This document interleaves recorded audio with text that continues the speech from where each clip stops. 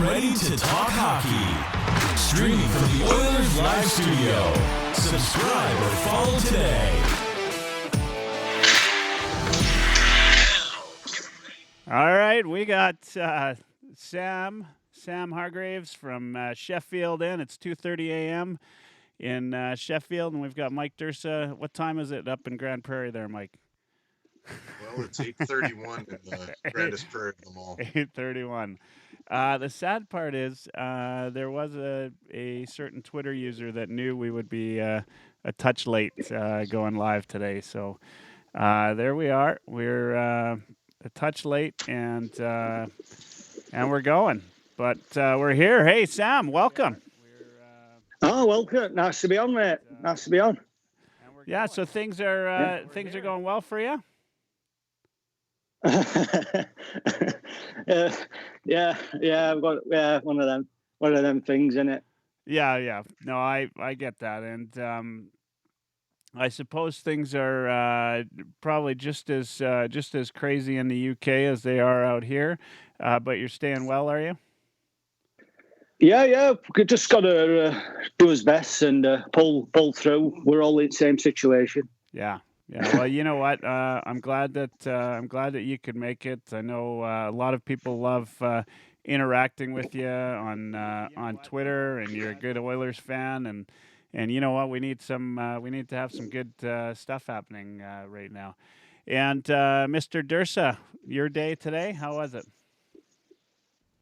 Well, today I drove to Dawson Creek in Fort St. John, BC, and things are a lot different in BC right now than they are in Alberta. It's like they're in a different universe. Like, things have changed so fast in the last few days in Alberta.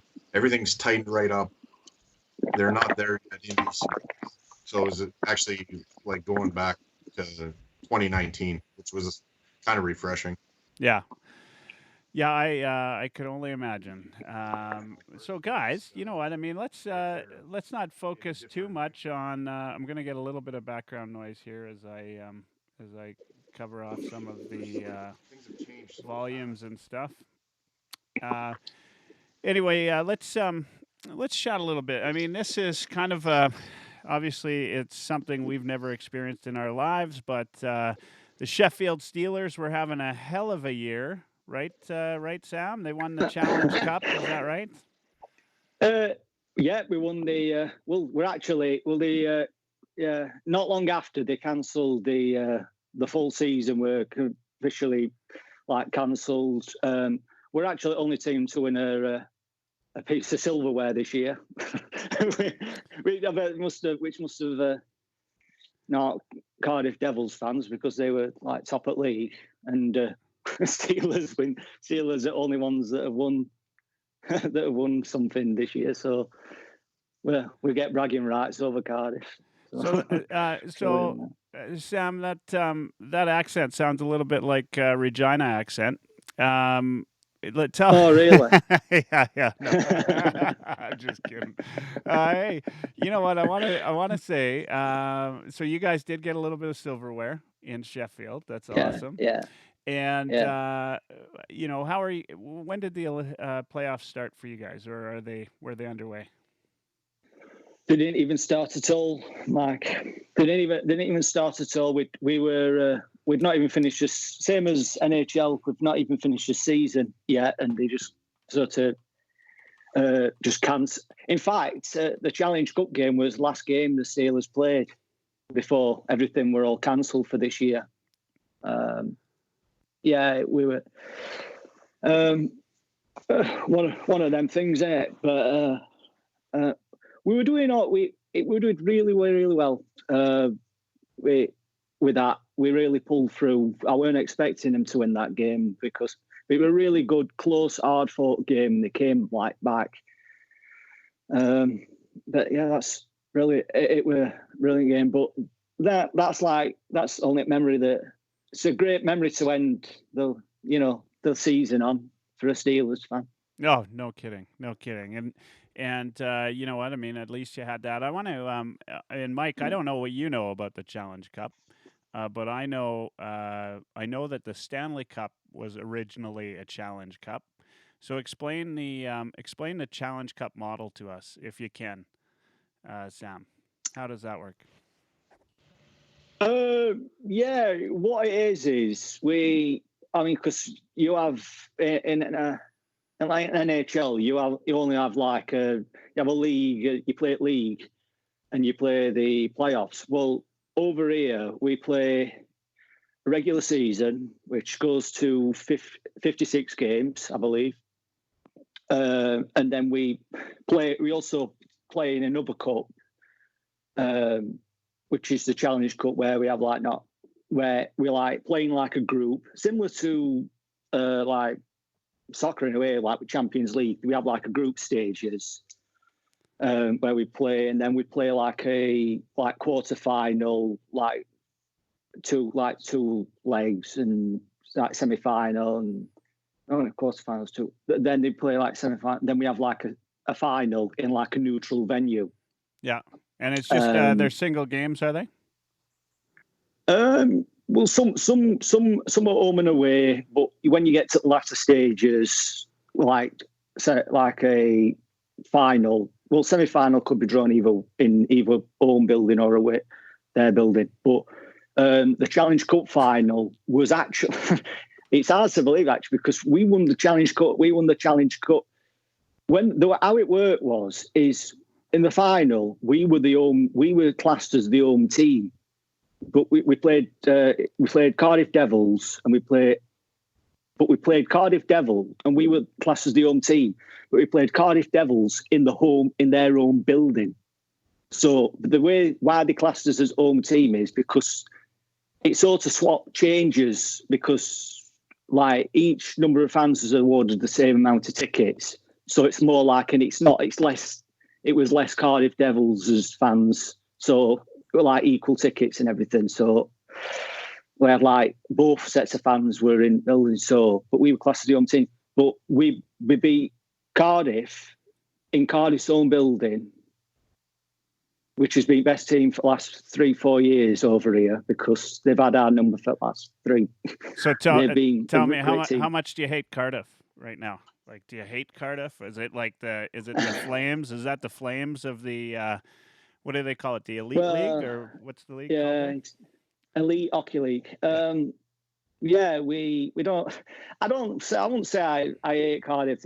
I hate them from like trophy winning kind of perspective, because they've stood. Come on, Sam, tell us you hate them. So good. You hate them. You can tell us.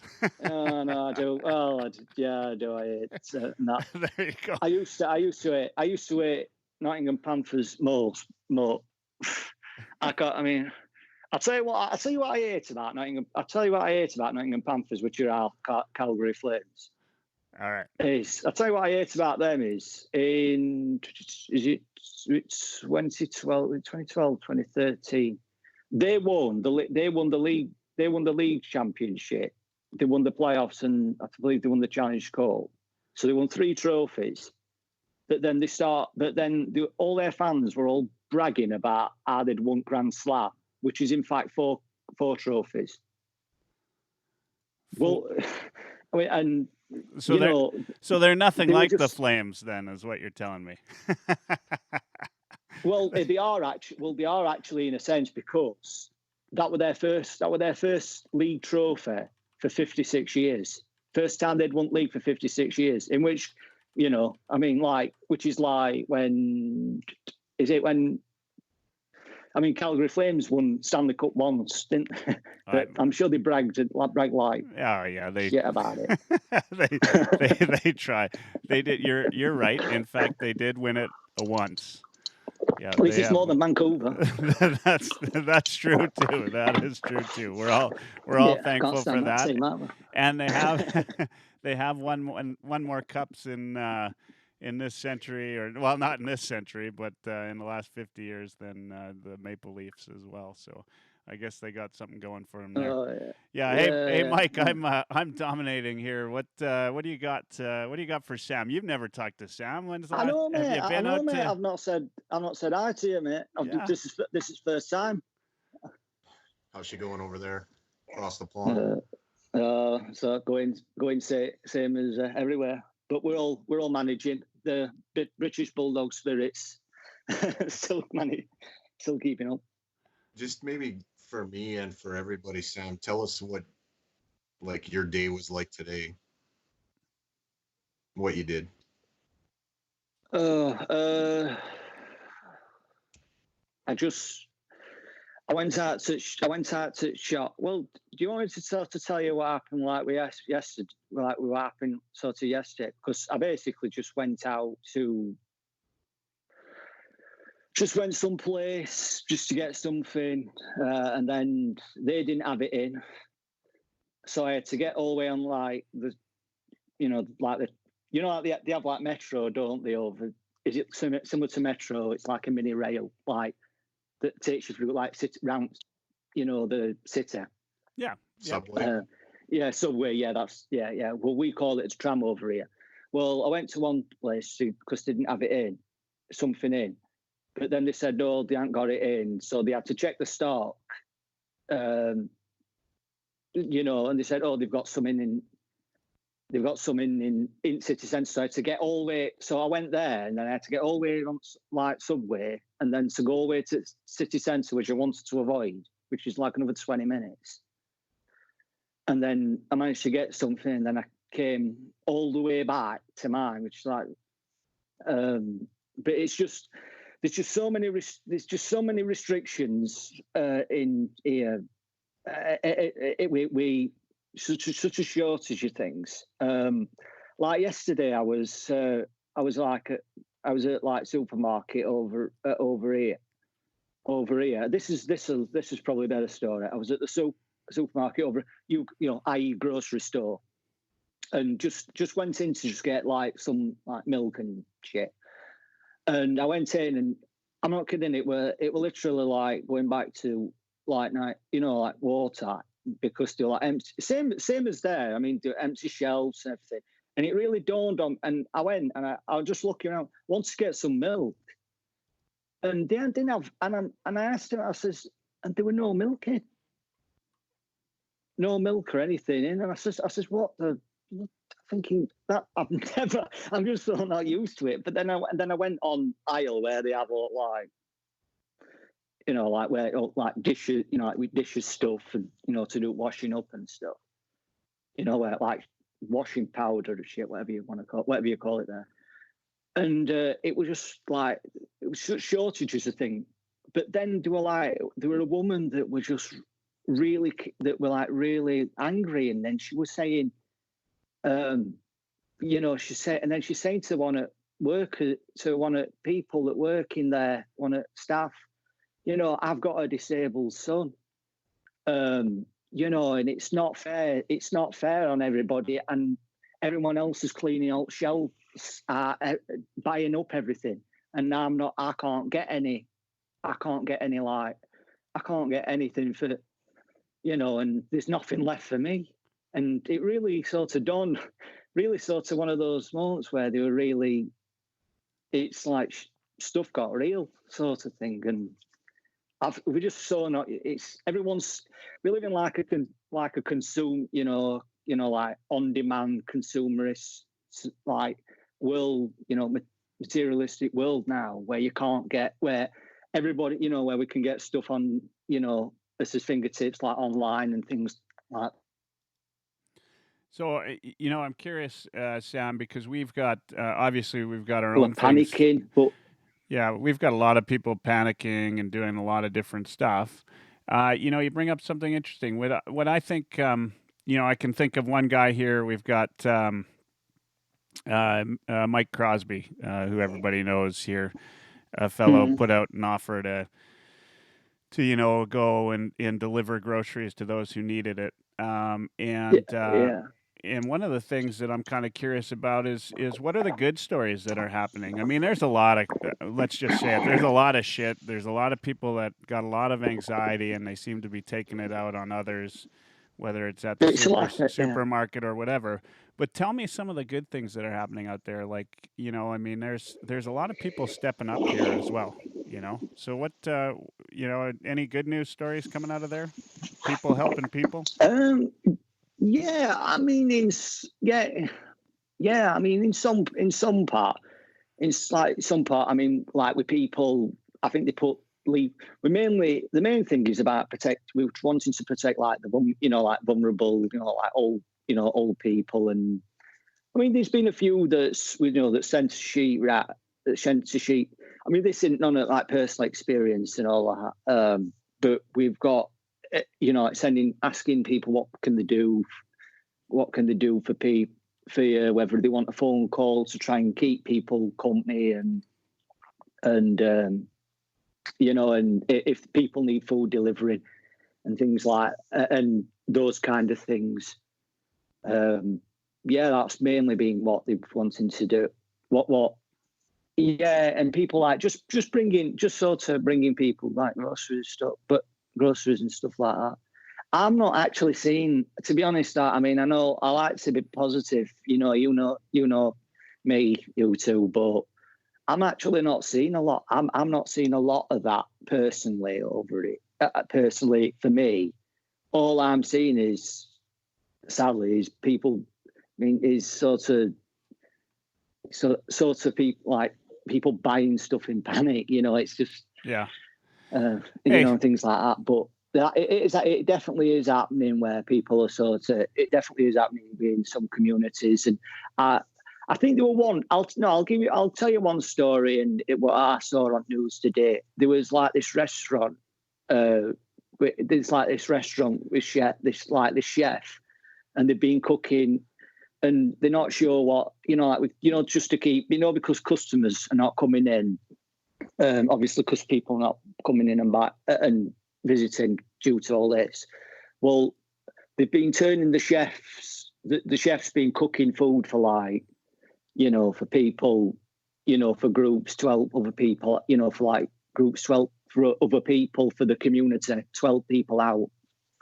And, they've actually been keeping themselves busy while there's been no with other things to try and cook food for everybody else and for community and help people out that are struggling. Yeah. Sam, you know how bad it is over here right now? Yeah.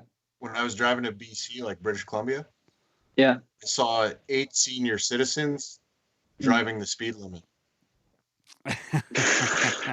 Oh yeah. Yeah, well, there's actually not been many cars. There's not actually been many cars on road here. I mean, it showed you Trafalgar Square in London on TV today, and it's absolutely empty. And London's never like that. I don't know if it's like a knock-on effect where it's that's having an effect on like behaviour of people, because whether they're seeing people panic, mate, and then more and more, then they're saying, "Oh, I've got to get something. I've got to get like hand sanitizer and soap and things like that because there won't be any in." Whether people think there won't be any in by the end of the week, but I mean, this grocery store, when I went in, it was literally about 12 o'clock. Hey, midday. The next thing, So. Sam, is there's going to be a run on hand moisturizer, because if you use enough hand sanitizer, it takes all the moisture out of your skin. Yeah. Yeah. I don't. The thing is though, I mean, you mainly use that. Well, that's mainly to be used when like you're out and you haven't got access to like soap and water to wash your hands. So it's mainly used when you're on the fly. Well, if people are not going out, you're in house and you've got access. You're nearby. You've got access to soap. And I don't sort of get this. Yeah, there's a lot people don't get. Hey, Sam, let's talk a little bit of hockey because Bob the goalie. Yeah, please. One of the. I mean, you can't escape it here. That's right. You can't escape it here either. Bob the goalie. He's a guy that was going to come out and officiate at the Oilerslive Cup, which we're going to get you when all this crap is done. We're going to get you down to watch an Oilerslive Cup and help us raise some money for the Heart and Stroke Foundation. We've got a couple people listening for sure that I know Jacqueline Reynolds says, awesome Sam. Glenn Moss says, hey guys. But Bob the goalie, he was going to ref for us and then had an unfortunate incident and he had to bow out. But he's a great guy and he's been following along on Twitter and helping everybody out and talking to people. He wants to know what your hockey background is and how you ended up getting into the elite league. And I think you and I have kind of gone back and forth in DMs about this, but I'm kind of curious too. How'd that go? By the way, also Grey Wolf, Donald, he goes by. He also says, "Hey guys." So anyway, how'd you get into the hockey? How'd you get into the elite league? Give us a little bit of story of what makes up Sam on a usual day. Yeah, how did I get into it? To be honest, this is going to be really, I think. I actually, believe it or not, I mean, soccer's same as hockey is there. It's absolute. It's king soccer over here, football over here. I actually, to be honest, two mics anyway. Yeah, you can kill two birds with one stone. Believe me, people have probably tried with this. Yeah. At least I don't have to go around remembering names. That's one of my. That's right. Yeah.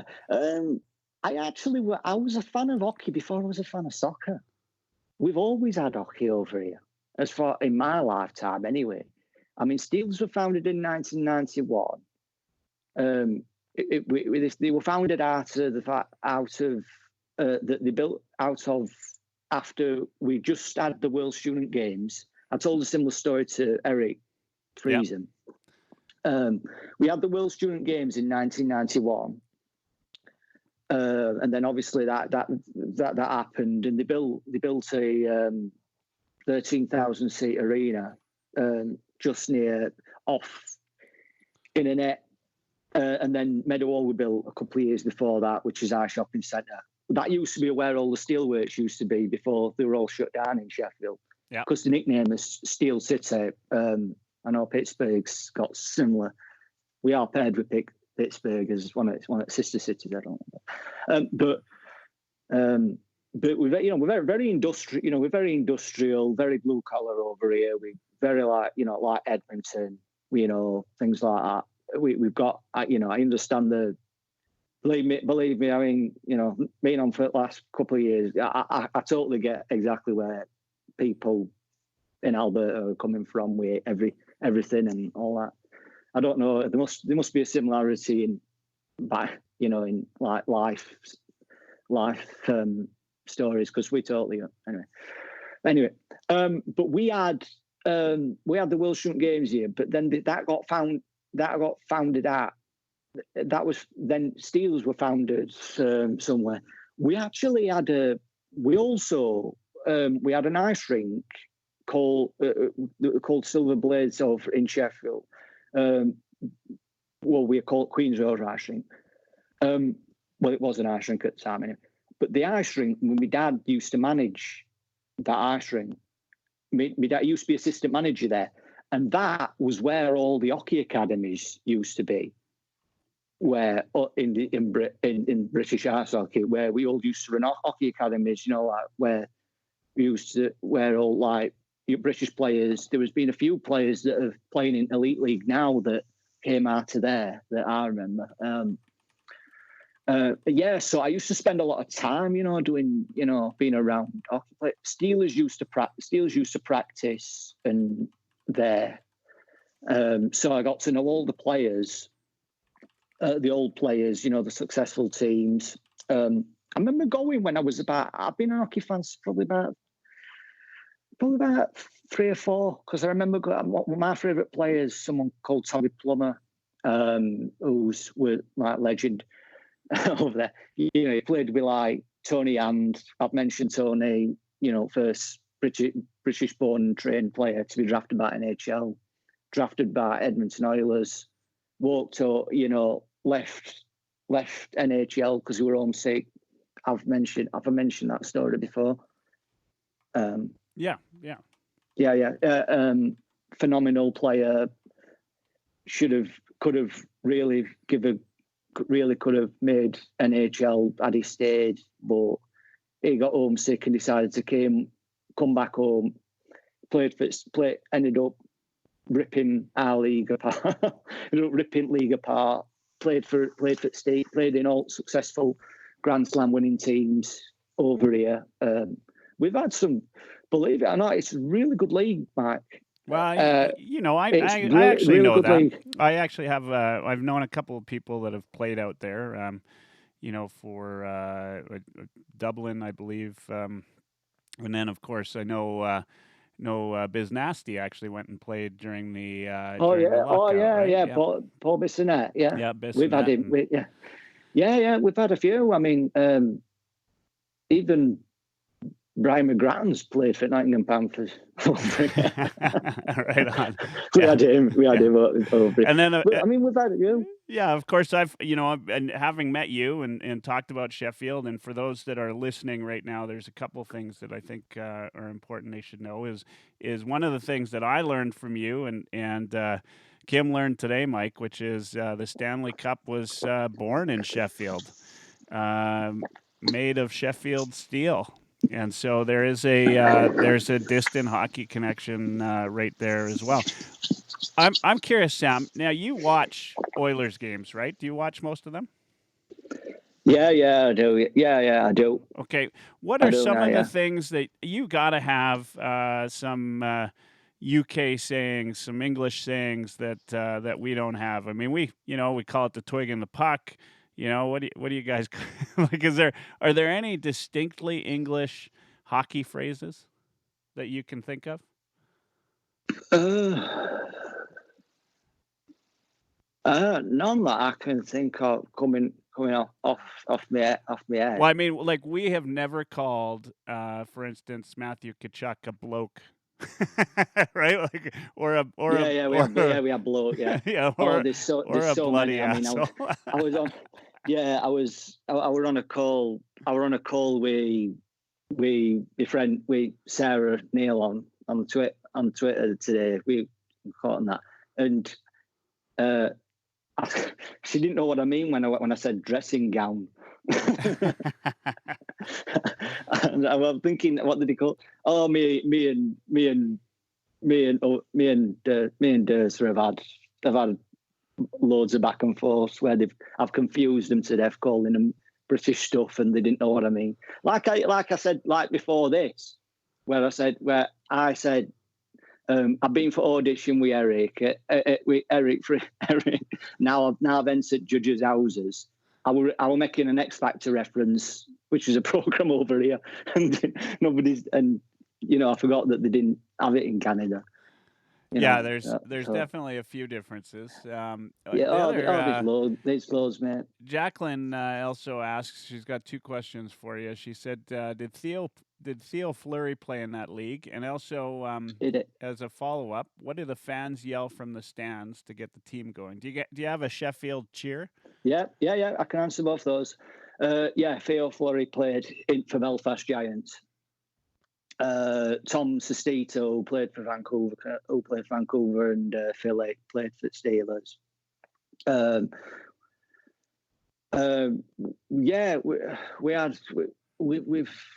We've had loads of Anthony Stewart, who's on 590 Sportsnet. He played for what did he play? Yeah, I think he played for Nottingham Panthers. Who's that? What? There's an NHL official. There's an NHL executive and league that played over here as well that I saw up a day. Oh, like one of the GMs, maybe. Oh, here's one that's gonna rally you up, your two, that nobody's gonna know. Did you know that Peter Chiarelli played in his playing career played one game for Nottingham Panthers? Well, see, Mike's getting a good laugh. That Peter Chiarelli, by the way, happened to be Mike's favorite player. He's got a Chiarelli jersey. I would Yeah. love to get. We should auction off a Shirelli Nottingham Panthers jersey. I think you're on mute, Mike. I think you're on mute, No. or either that, or he's laughing so loud or so hard he can't Yeah, hear piece of himself. shit. I thought, and I thought when I first came on Twitter, I thought, where did thinking, and then I looked at this thing, I thought, oh, Sorry, shit. I'm just picturing the foot speed of Shirelli here. yeah, but he didn't have a massive, extensive playing career by the looks of it, but yeah. Yeah, but but played for, but yeah, they'll not know that. And I thought, you know, when old fans were criticising it and saying, you know, all that story again about our crap. I thought, I felt like saying, what do you expect? He played for Nottingham Panthers. He played for Nottingham. They were crap. Yeah. They're crap. Not a sexy player. No, not a sexy Yeah. player. That's where he got the name.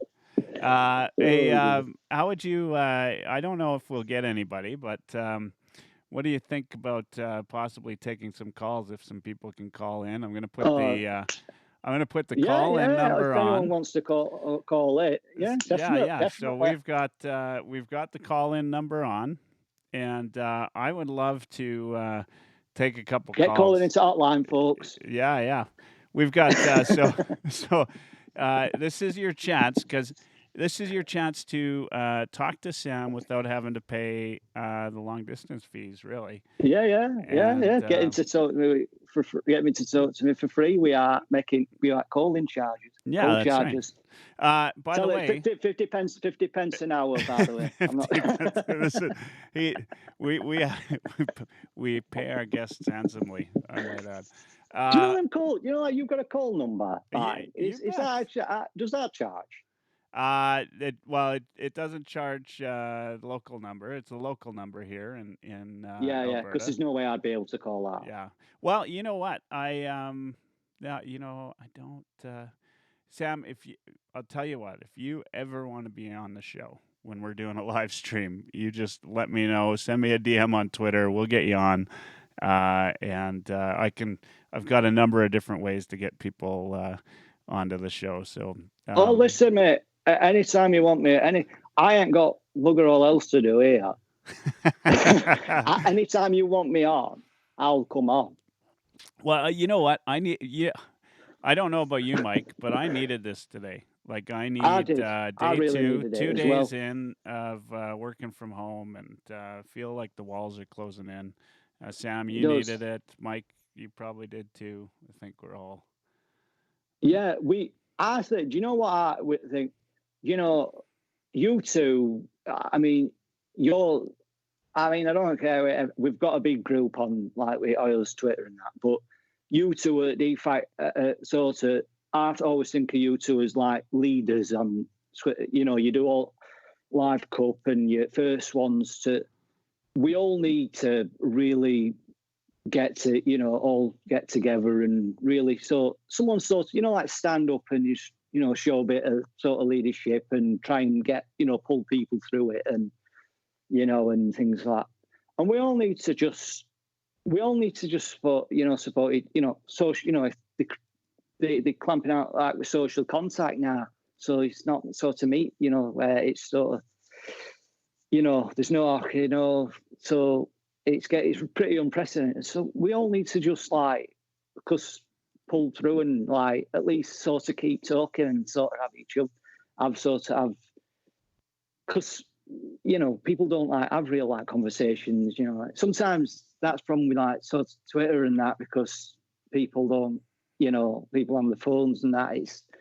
It's not. There's nothing that beats doing what we're doing here tonight and everyone's sort of listening and just talking about hockey and just stuff that's bothering us, because at least it's sort of having a proper conversation, because that's what I'm like. Because I'll go bloody crazy if because nothing sitting it out and not having it not speaking to hardly anyone. It's not good. Not good for it. Not good for people. So yeah, I'm open for anyone. If anyone feels like that, people know where I am. Yeah, no, and Sam, I think we totally get that. We understand that about you. I don't know. I can tell you that there's a lot of folks out there that a lot of anxiety, a lot of different things Yeah, happening, and this is a tough time for anybody. It's just a tough yeah, time it's a because lot you of can't loneliness. leave. Yeah,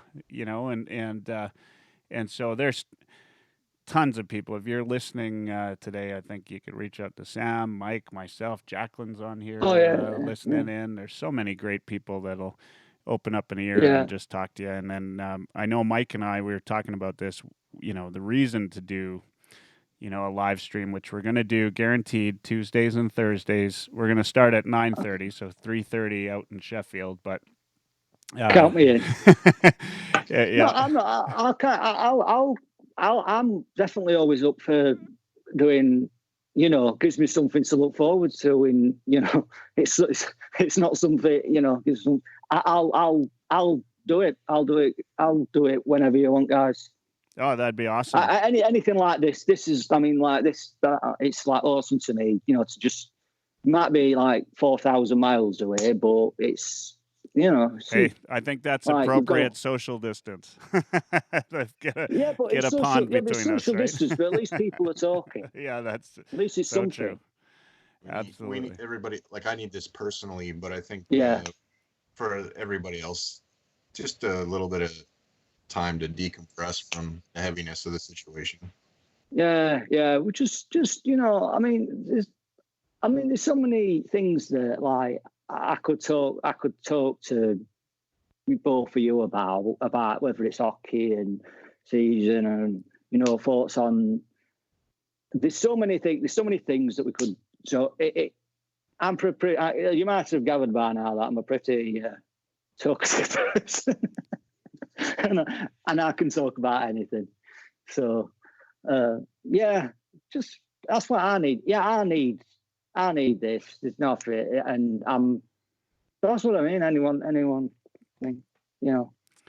gotta keep things going. And just gotta keep. People just want a bit of like hope and bit of hope and just gotta.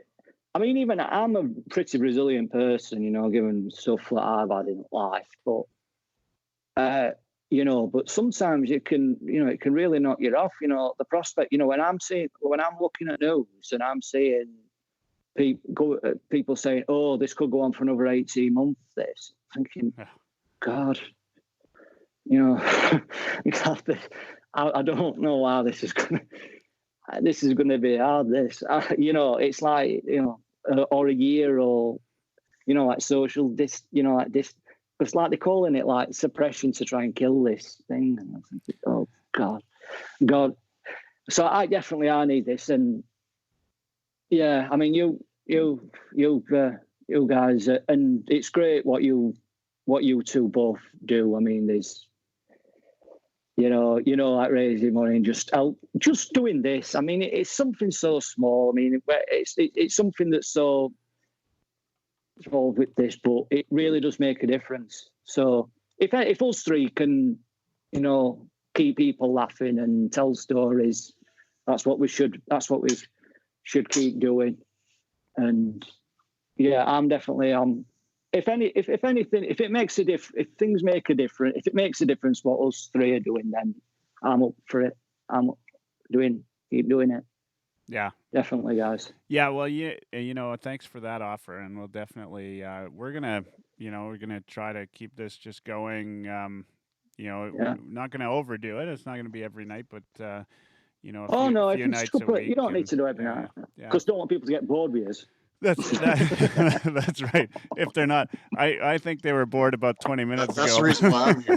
That's right. That's why Mike's here. They were bored about 20 minutes ago. Yeah, no, we're gonna do a couple 3 nights a week and go from there. I've got after you tonight, Sam. I've got Rob Clark, the Oilers anthem singer, who is gracious enough to join us tonight. He's gonna in about 20 minutes, and I saw it lineup. I saw it lineup, and you've also got Short SPR Oil Night. Yeah, you bet. At 10 o'clock. Yeah, I thought to myself, oh shit, I wouldn't mind talking to him. Well, I think I could have asked him loads of stuff. I think I want I'm to going to talk- do a point of Yeah. releasing these as podcast episodes so that people can listen after as well. One of the things that I'm going to try, and he suggested he might be able to do it, is I'm going to try to get Rob to sing us the anthem here, or maybe a little tune like they're doing in Italy right now, right? Singing from the balconies. And Rob's an incredibly talented guy. We're lucky as Oilers fans to have Is him. he the one that does the anthem sing? He is, The yeah, anthem. yeah. Oh, cool! Yeah, I saw him sing. I saw him. Somebody had him at their birthday party. I don't know if it were. Well, we had him at the Oilerslive Cup. He sang the Yeah. anthem. It does still think. Yeah, I don't think I've ever spoken to him. I don't think I've ever come across him before. Yeah, well, you definitely, if you're going to stay up, I don't know if you're going to pass out when you're done here because it's going to be 3:30. But no chance, man. No chance, man. If you're No up, chance. then it'd be great. I'll be up. Yeah, you'll have to have a listen. We'll see what kind of treats we can get out of there. He's an incredible guy. Mike had a chance to. You met him after the Oilerslive Cup, I think. Hey, Mike. In the. I met him at the Oilers Jets game during intermission. Got my picture taken with him. He's a terrific guy. In fact, if Twitter games are to be believed, then Mike's going to be quarantined with Rob at some point. Right? Is that right? Yeah. There is definitely a ton of Twitter games happening now that we're going through this. So the coronavirus Olympics. That's right. That's exactly what it is. Yeah. Yeah, I think there's a new one every day. The latest is the top 5 songs. Sam, you know what? Let's do it live. What are the top 5 songs what's the question, Mike? Top 5 songs you would have with you if you help me out here, Mike. Your top 5 coronavirus songs, I guess. Yeah. Okay, Sam. Everybody wants to know. I mean, out there in Sheffield, it can't be all Beatles, right? It's got to be something else, right? What are your top 5 songs? What do you mean it can't be? Oh God, these to think up songs at 3:15 in the morning. Memory's like a sieve. Memory's not fully about it. You know what? If you put me on the spot like that too, I wouldn't be able to come up with them. I'd probably come up with some Debbie Gibson originals or something. Yeah, I can't. I'm probably not fully functioning to answer a question that off at this time. No. I mean, mate, I'm not tired. I'm not tired at all. I've actually been to sleep. You actually woke me up. The things I do for you lot on Twitter over in Canada. You actually. So I'm not tired.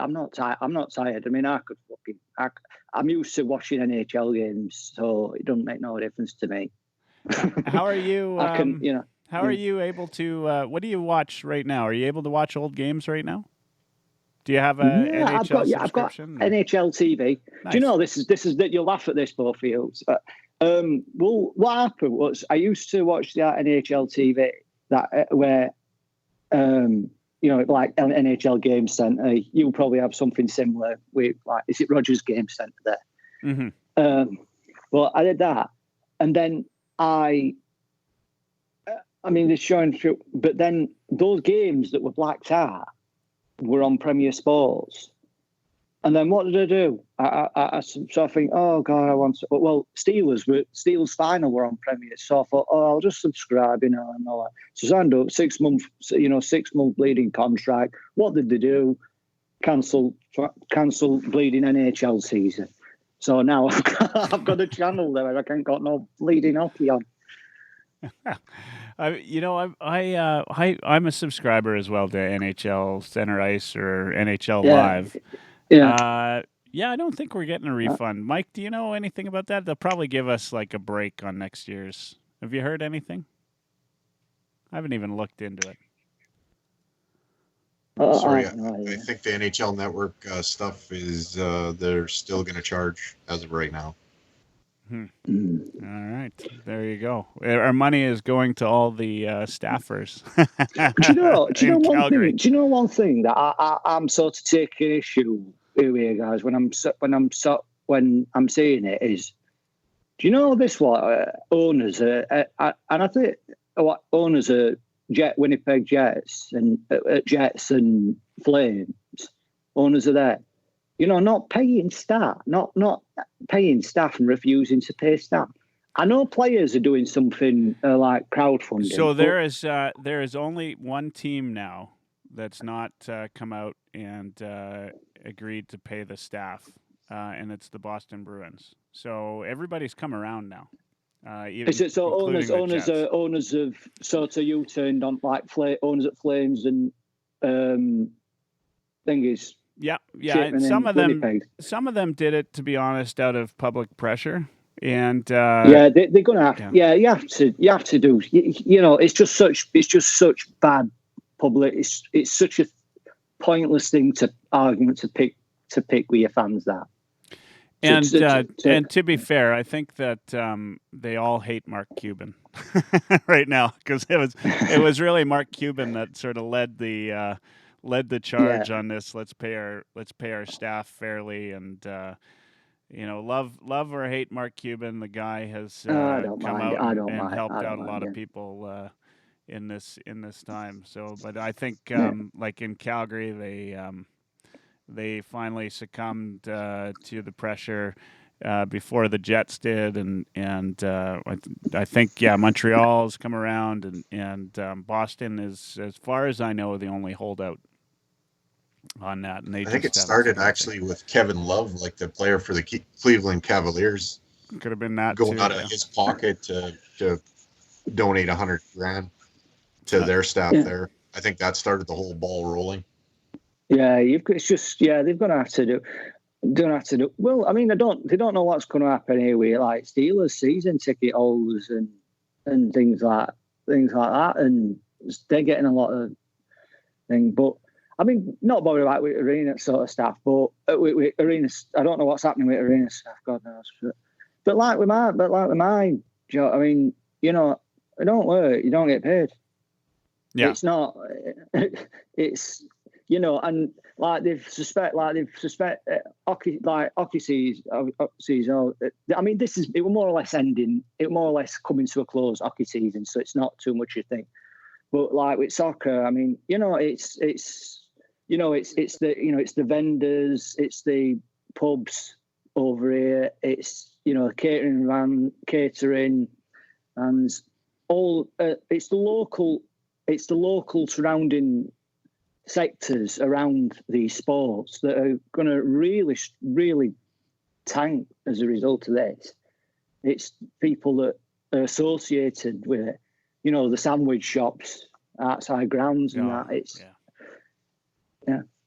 we've got to all. I mean, these owners ability, you know, they have got a lot of money. It's you know. They have a duty to look after the staff. It's a really shit PR move if they don't. You know, I just want they just got to. Everyone's got to support each other and that. So, and you've got to look after your staff and your fans. It's, you know, you have to do it if you're rich, or they're gonna turn against, or they'll turn against you, and that. It's not a good wise thing that what some owners are doing. Yeah, no, I 100% agree with you. They gotta do the right thing, and you know what? Let's be fair, right? It's not just the owners of franchises; it's everybody, right? Like everybody out there needs to do the right thing, which means, you know, everything from don't hoard toilet paper. You know, I mean, one thing that's on my mind is I wonder what food banks are doing. You know, like food banks, and I don't, you know, with people that rely on food banks. Yeah. That can't afford like groceries and. So here in I Alberta, don't know what's happening there. Here in Alberta, Sam, we've got a daily 3:30 update on the situation. And yesterday was the first day, and that's a good point. Yesterday was the first day that one of the reporters came out and asked, what about the vulnerable populations? What are we going to do about them? Like homeless and that, yeah. Yeah, I mean, and I'm not going to say that there was a good answer about that, and I don't even know if there is a good answer. But there's certainly, a big concern that, if this gets as bad as they say, there's a lot of folks out there that, don't social distancing isn't an option, right? Being at home in quarantine isn't an option. Yeah. And so, if I think the point that I'm getting at is if everybody does their part, it's not a big deal, right? It's not. It's just we all work together. We'll get through this, and that's what's going to happen. Yeah, be it food, be it just start talking to someone, just having some contact, be it on phone if we can't do it physically, or just sending people, just letting people know that we're there. Just anything to help people out. I mean, you guys do think, people really, we will get through it. I mean, it's. I mean, some people, the one who said, a bit like war. Well, not really, no, because war. At least you could take your mind off it and do something if you were over here in war. But it's not like, no, it's not. Whereas this, it's not. So it's sort of like antisocial. So yeah. But we'll all manage. It feels more better that we're all in it, because. And it's not a case that it's happening in one country and then everybody's all like, going off and going to live somewhere else because to get away from it.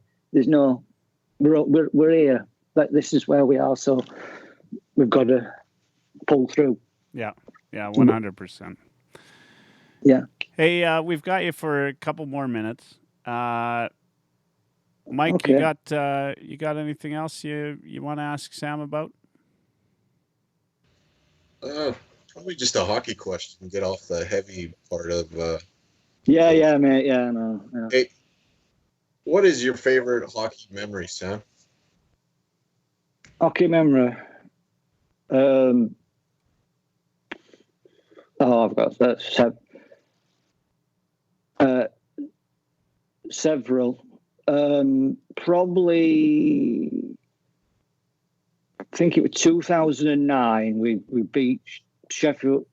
I believe it was Sheffield Steelers were playing in the playoff final, and we scored winner goal in Nottingham's building, and then our goaltender Jody Lehman at the time went and ran over to plexiglass in corner to Nottingham Panthers and banged on glass. When we ended Panthers run, I think in '96, forgot X amount of games they went on. I don't know if it's. I think they won loads of games, and then we ended their streak. So that's another one. 2011 when old legends came back, Steelers legends, and when I used to know them like as a young kid, but then meeting them again, that people that I knew was, on that things like that.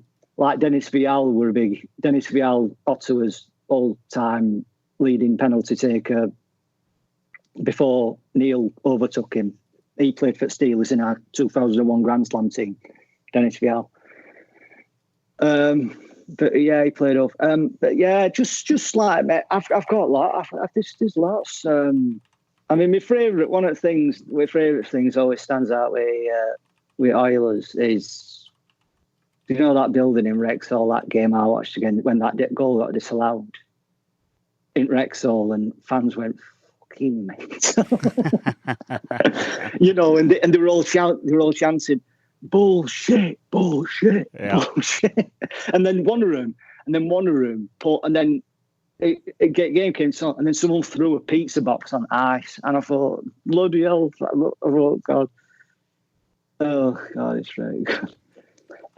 Just to go back to one early question, because I think I skipped over it, Mike. You were saying about what are the chants that we have over here? Well, we have, what people do is they bring drums to games.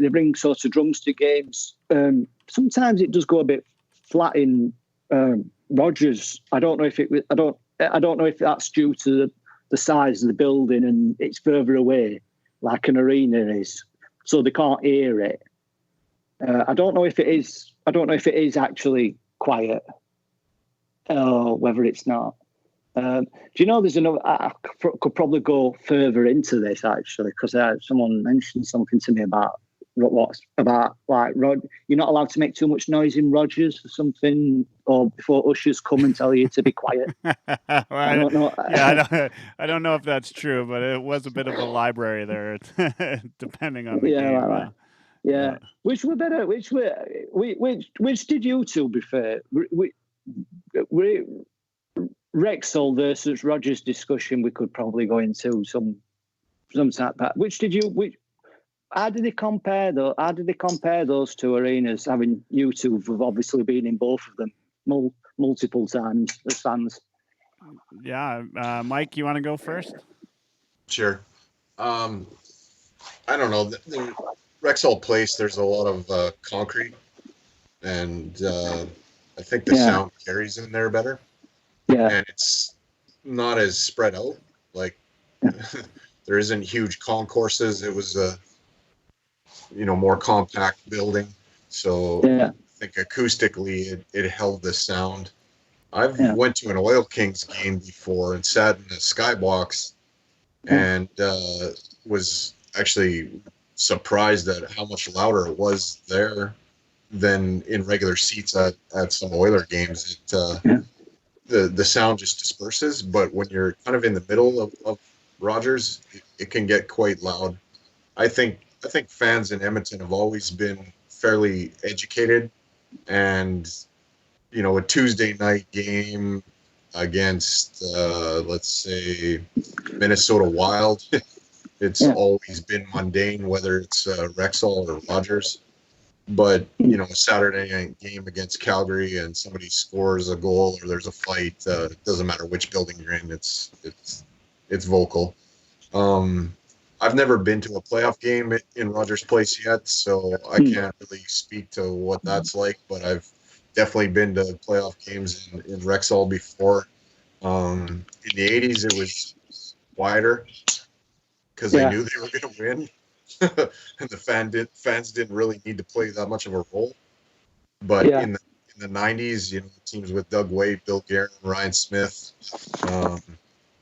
Todd Marchant, those kind of guys, when they were in the playoffs, didn't matter if it was game 1 or game 7 of a series, you couldn't hear yourself think. You couldn't really talk to a person a foot and a half away from you and hear them. It was nuts. Yeah.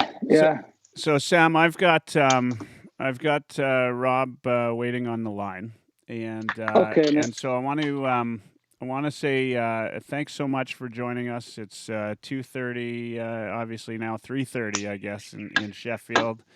Thanks for joining us from across the pond, and as always, you're a really class guy, and love interacting with you on Twitter. Man. Yeah, thanks, man. We're gonna get you back. Thanks, right? both. We're gonna get you back. On here.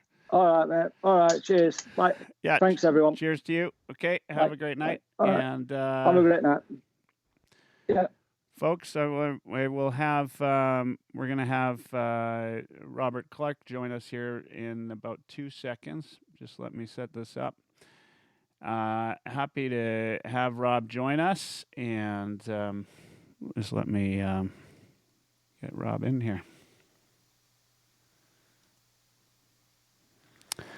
Hey, Rob, can you hear us?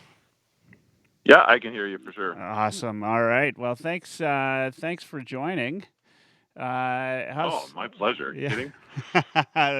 Yeah. Well, it's what, it's our pleasure. It's the I've been doing this podcast now for just about 3 years, and Right on.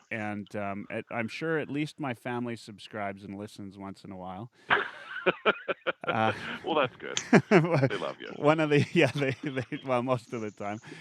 One of the great things though that came out of it was the Oilerslive Cup, and had a lot of help from a lot of folks on Twitter and the Oilers community, and through that, a guy by the name of Jeremy reached out to you, donated to your Movember cause, and we got Right. you Yeah.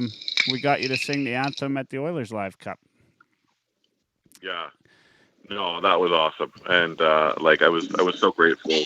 Well, first of all the people that donated, but yeah, it was absolutely my pleasure to come out and do that. Yeah, and thanks so much. I hope you. I know. I know. So I know we've got some things that we can talk about, some things we can't. But what I want to know is, how many years have you been the anthem singer for the The anthem Oilers singer? now? Yeah. I started in 2015, so this is my 7th season as the anthem singer. Yeah, so it's been almost 7 years, I guess. 7 years. Okay, and Yeah. And how long have you been? How long have you been singing opera then? So I did my undergrad, 2002 to 2006 at the U of A, and then did a master's right after that out in Ontario. And pretty much from about 2008 until, I did an opera last year, but I'm not really active in the opera world anymore, just because I've got other things going on, and it's not really a profession where you can sort of stay in one place. You're always moving around and stuff, and I just kind of want to stay here for a lot of reasons. But so I performed probably for a good 11-ish years as a professional opera singer, just across Canada. Yeah, and let me ask you then, during that time, prior to you being the anthem singer, was this ever something on your mind? Did this ever even cross your mind that this would happen? Oh, not that it would happen. No, not at all. Did I dream of it? Hell yes, I dreamt of it.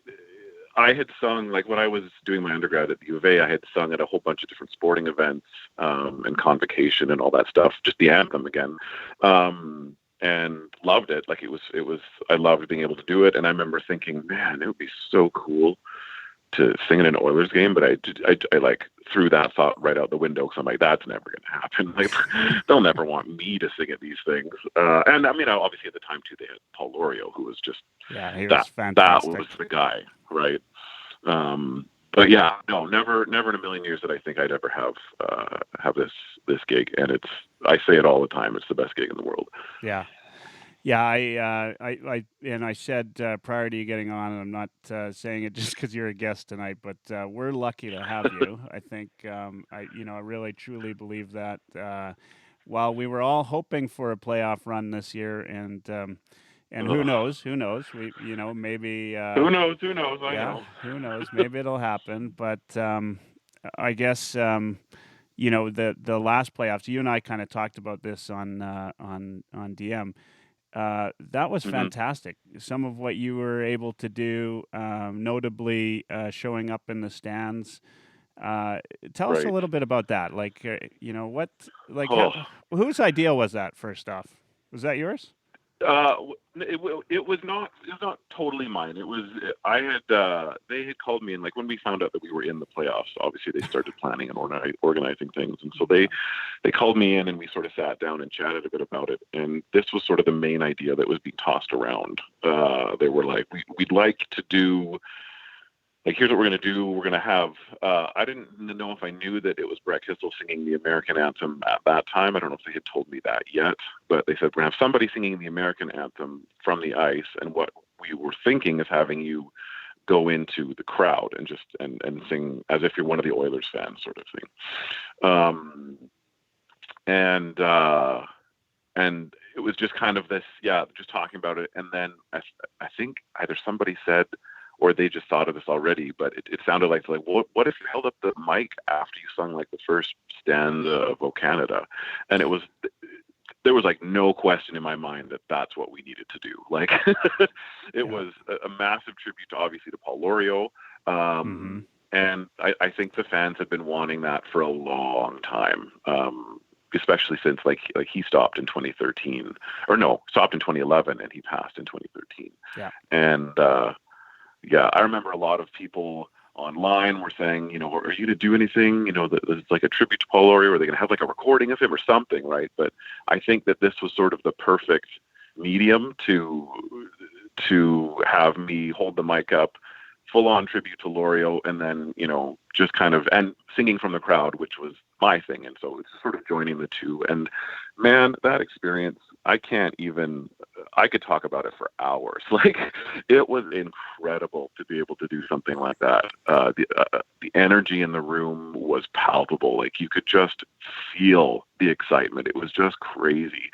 And everybody around me was just so pumped and so excited. And I think the first game I sang at, there was a lady beside me who was just completely hammered, and just like she sort of kept like putting her hands on me and was just like, "You're so incredible," and like, but just totally drunk. And her husband was right beside her. He's just like giving me the thumbs up. But like, it was just, it was so much fun. Man, I want to do this again. Oh man! But that was kind of it. Yeah, Confessions of an Anthem Singer. That's that book's due to come out next year. Well, we could talk a lot about that. No, but it was so much fun. Yeah, there's nothing that beats. I mean, the energy of playoffs, regardless. Like, just everybody's excited. The whole city is just bursting with excitement and during games there was enough. I've sung on fairly big stages before and done fairly big productions, but none of that compares to what that felt like. And I one of the things that I'm kind of curious about, well, actually maybe I should go, there's a question on YouTube about when I'm sure you watch the Oilers often. Mm-hmm. Do you when you watch them and you watch those other anthem singers, the question is, why do you think Canadians dislike it so much when singers mess with their anthem? And what's your thoughts on that? I mean, do you ever cringe a little? Because I know I do, but I mean, you know what it's like, for one, right, to be out there, and I'm sure you've on occasion, who knows, have done something where you're like, oh, yikes, maybe I shouldn't have. But what's your thought?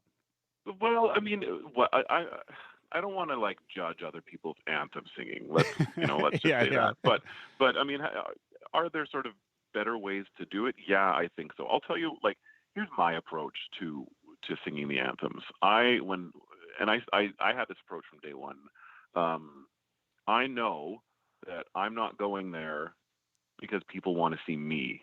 I know that they're going there because they want to see hockey. Now that doesn't mean I just don't care about the anthems. Of course I care about them, and I give them, or I sing them with the respect that they deserve, but I'm there to sing them and then get out of the way. And it's not about me. And a lot of people, like when I see some people sing the anthems, they definitely make it about them. And it's like, I mean, maybe if you're like, I was going to say Fergie, but she's slaughtered the anthem. Whatever, you're some superstar, fine. Do it your way, because people love that stuff. But for me, it's just been about going in, singing them the way they, I think, should be sung, with pride, with power, whatever, and then letting hockey start. Yeah. Well, I tell you what, I love hearing that you say that with pride. One of the things that, and as much as I love hearing you sing the anthem, I just get chills when 18,000 Canadians are in a building singing our national anthem and Right? and looking at our flag, it's remarkable, isn't it? Like there's nothing that feels as cool as that. Like, when we were in Rexall, it was a lot easier for me to hear the fans singing. Rogers obviously is a much larger space, and the sound kind of just goes up. It doesn't really ever come back. But I still hear everybody singing along, and it's just, yeah, I love it too. I mean, I have a friend who tears up every time he hears the Canadian anthem, which is like, I mean, I love them. I think they're awesome anthems, but like, or the Canadian is an awesome anthem, but like, yeah, he says it's his favorite song in the world. So to know that there's people out there that love it that much and that everybody just sings along, I love it. So I've got a question on YouTube as well from Glenn Ma. He's here in Calgary. He says, which other arena's anthem singer do you enjoy and respect? Like what's one that comes to mind? Who comes to mind? Well, I think one of the first names that comes to mind is Jim Corneliuson. I always say his last name wrong. Oh, come on. What Detroit, right? Team does he sing for? Detroit. Yeah. No. It's isn't it the Blackhawks? Oh, Blackhawks. Yeah, you're right. Chicago. Yeah. Yeah. I think it's the Blackhawks. He's got a powerful voice. Like when he sings the anthems, like there's a lot of power behind it. So I respect him. I've had a couple of us follow each other now on Twitter. Yeah. And it's kind of cool. Like, I think one had reached out and congratulated me on the Movember stuff. I don't know why his name is not in my head right now. But no, like,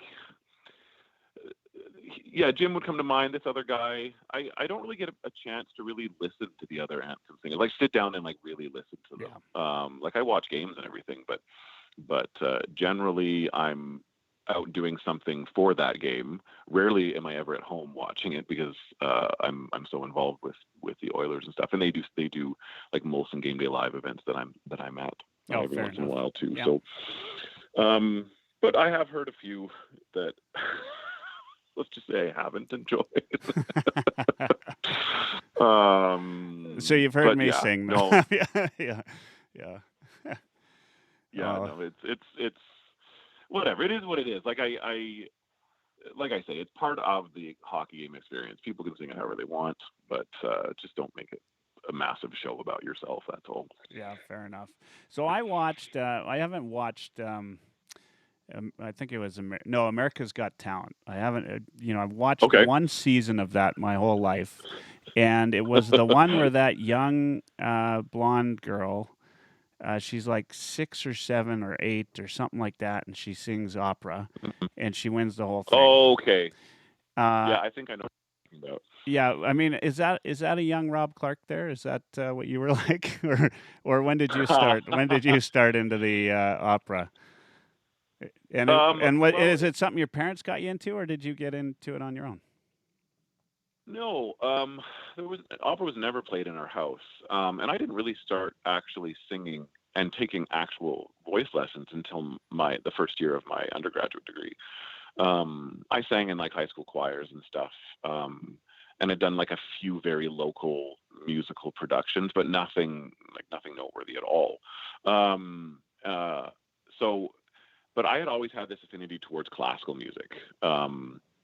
And just the sound of it, like I remember as a very, very young child, not really knowing what it was, but hearing it. My dad didn't play it all the time, but it was on every once in a while, or on the radio.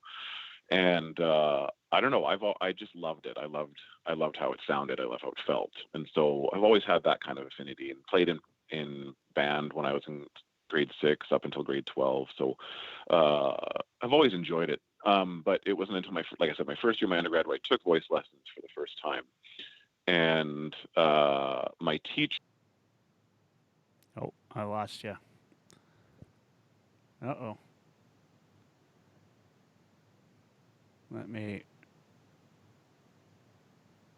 I lost you, Rob. Just hold on. You there?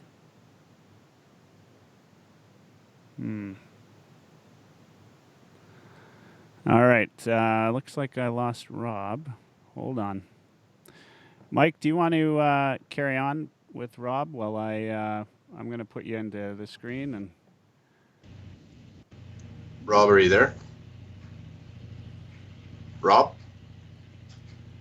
All right. Hold on, folks. I apologize. It's going to give me about Rob, are you there? 2 seconds, and I'm going to return you to the screening room. Do you want to screen him, Mike? And then I just tell him I'll be right back. Okay? Okay.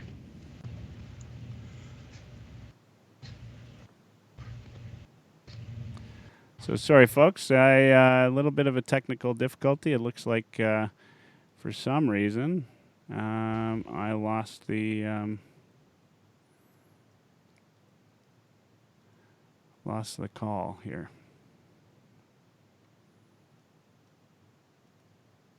All right. So for those of you listening, hopefully you're still tuning in.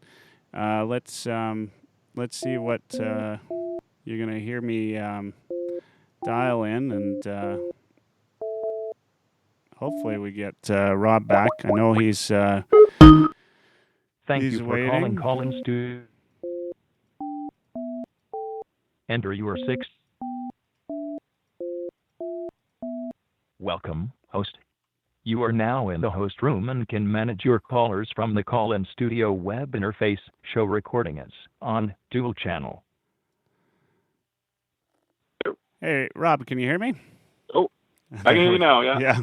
Sorry, technical difficulties. I don't quite have the budget of the big radios yet. In fact, it's nowhere near. Don't worry about it. I totally understand. They got larger lunch budgets than I've got.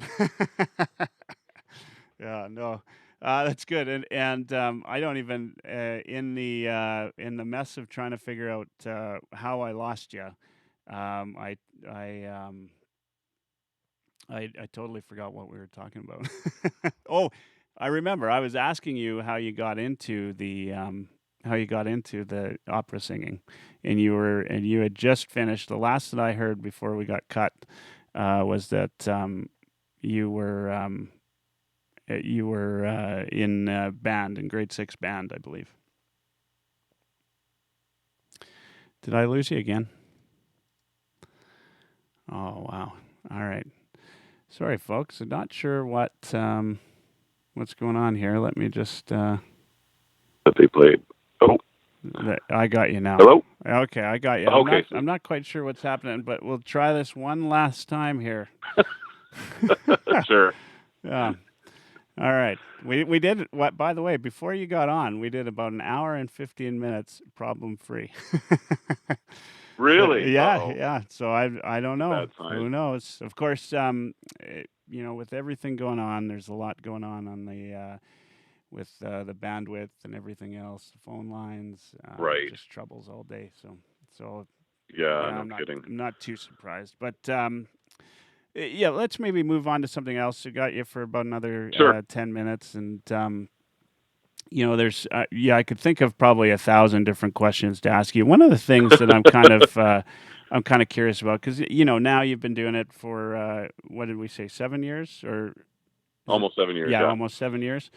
And I think after the playoffs, probably more so after the playoffs, you're a bit of a local celebrity now. Do you do you notice that as you're walking around? Do a lot of people do people stop you when you're out and about in the streets in Edmonton? Oh, definitely, and especially you're exactly right. Especially since the playoffs, that's sort of where my sort of public profile, I think, skyrocketed, just because it was so highly broadcasted, and I was on all sorts of TV stations doing interviews and things like that. So since then, definitely. And like, the gym I work at, every once in a while, somebody just comes up to me. I've never spoken to them before. And they're just like, "Hey, you're so great." Or, just, it's people that I would never expect somebody just to come up to me randomly. And I still haven't really accepted, I think, the fact that I guess I am a public figure and a local celebrity. But yeah, it still happens, definitely. What I want to point out, and for those that will listen to this, whether it's recorded or they're listening live right now, is that for you to come out to the Oilers Live Cup, we had no budget to pay anybody to come sing or do anything.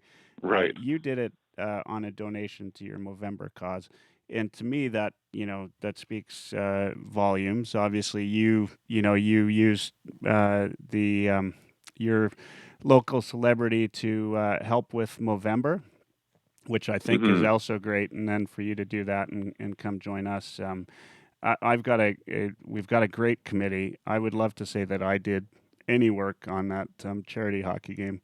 But the committee of people that I had on that were fantastic, and they did so much work. And I know when we were able to, solidify you being there that day to sing the anthem, that meant a lot to them. I think that they really appreciated that. So, as do I. And we ended up raising just over $10,000, which for our first, this was our first go at it, really. And assuming That's that amazing. Life gets back to normal, we hope to make it bigger next year. Yeah, no kidding. Well, you know what? Honestly, like, even if I hadn't been doing the Movember thing, I would have done that. Like, I love supporting. I was going to say rabid Oilers fans, but we're all kind of rabid Oilers fans.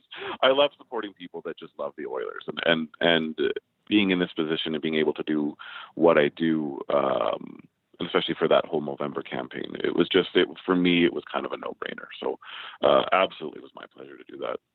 Yeah, so it was so awesome to have you there, and as hockey players, do you play hockey? By the way, I've never asked. I've never thought about it. I have never played hockey. I know it's the most horrible thing for hockey fans to hear, but I never grew up with it ever. Barely even skated. Like my parents never took us skating, and it was not something that I wasn't interested in, just never did it. So no, I never did play hockey, unfortunately. I kind of want to learn though. Like I'm 41.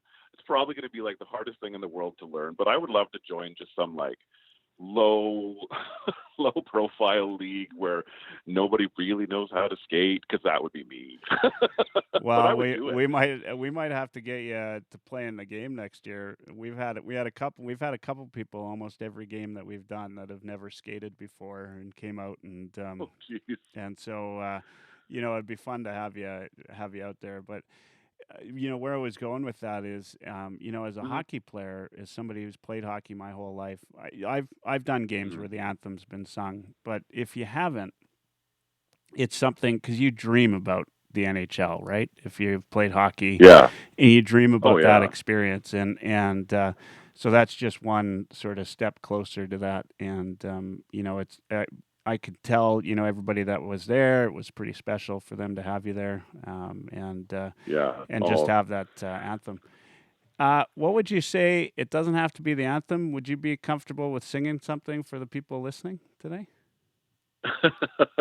Well, I'd definitely be comfortable. I'm just trying to think of what else I would. I mean, we'd be happy to have it be the anthem, but I think the whole purpose of this live stream that we're going to be doing a couple times a week is to kind of lighten up everybody's mood, and so I'd love to have, even if it's just to hear the anthem, something to make us smile, and of course that means I'll have to take my hat off, but but definitely be worth it, whatever it is that you choose, and then you let me know when you're ready. I'm just trying to think of something that's like recognizable, but that still doesn't sound like I'm not going to sing any sort of pop song. I'll just sing the anthem. I'll just do that. How about we do that? That sounds good to me. All right. So for the first time on Oilers Live broadcast, I'm going to just take my hat off for the anthem. Hold on. And fire away. Sounds good. Oh, Canada, our home and native land, true patriot love,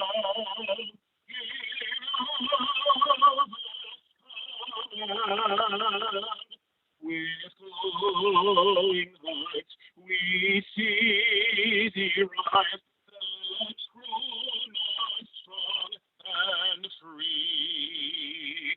From far and wide, oh Canada, we stand on guard for thee. God keep our land glorious and free. Oh Canada, we stand on guard for thee. Oh Canada, we stand on guard for thee. There you go. That was amazing. Thank you, thank you so much. That's the first time the anthem's been sung on the show, and Nice. and That's awesome. you know what?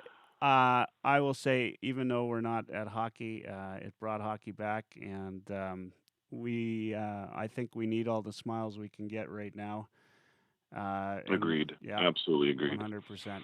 So we're, Yeah. we're at about 10 o'clock, and I've got another guest coming on, and I've got one Okay. comment on Twitter that says, I couldn't stop smiling through the whole song. This was awesome. Thank you. Just, again, thank you from all the fans, and, keep doing what you're doing. We love watching it, and hopefully we see you singing the anthem soon. Not on I this hope so, show too. and on the real on the real broadcast that we love to watch. Yeah, absolutely. Hopefully sometime we can get you back, and then next year I'm gonna strongly encourage you to find some skates. We'll get you the equipment, and we'll get you on the ice. Training. I can start training now. That's right. No way Start I'm training on the now. ice without having never skated. So, Well, did you before you yeah. go? Did you meet the fellow that goes by Rob Clark's glistening beard? Did you get a chance to meet him? Yes, I did. I met Awesome. my beard for the first time, actually, and it was a glorious reunion. That is fantastic. What a nice guy. Yeah, that is so great. All right, well, I really do appreciate it. Thanks for coming on, Rob, and hopefully we'll talk soon. Yeah, absolutely, my pleasure. Thanks for having me. Have a great night, and stay safe out there. Yeah, you too. Take care, guys. Thanks. So that was Rob Clark, and I'm not going to lie, I got shivers from that. Mike, you still there? You still with me? I'm still with you there, sidekick. All right. Good.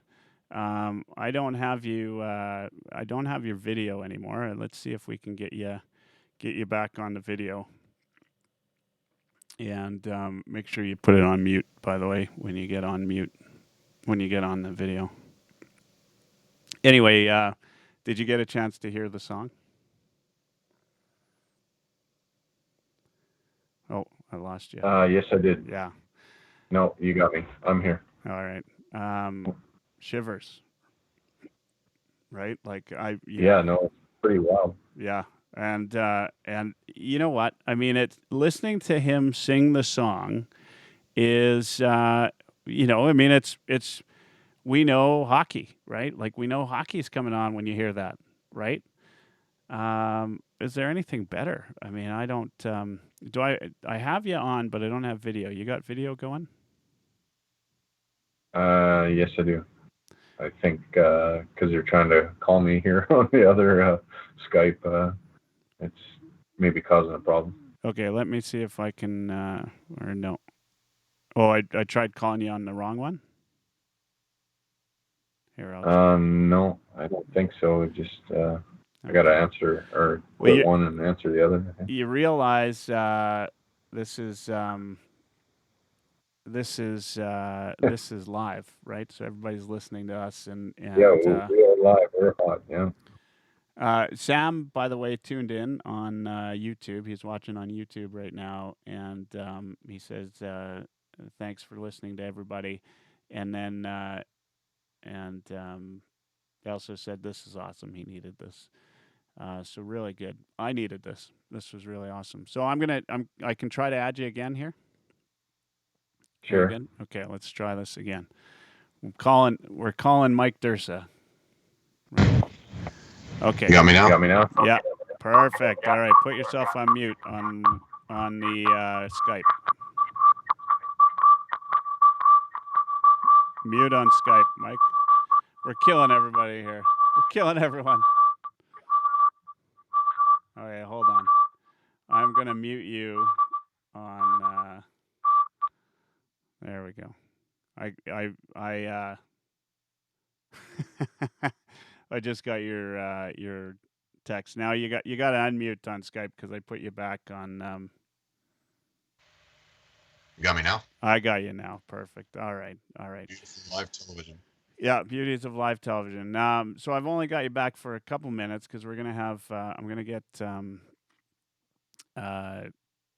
Sean Patrick Ryan on the Oil Night, and actually, you know what? Let's just hold on. Let me see. I don't have it set up,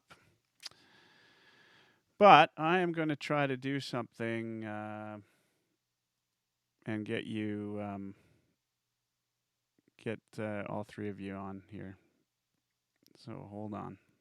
We're going to do what we can do. This is how it works. This is live, so bear with me. I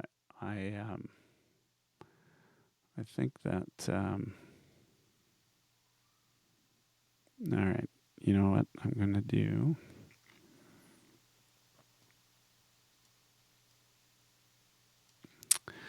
We'll figure this out. Just hold on.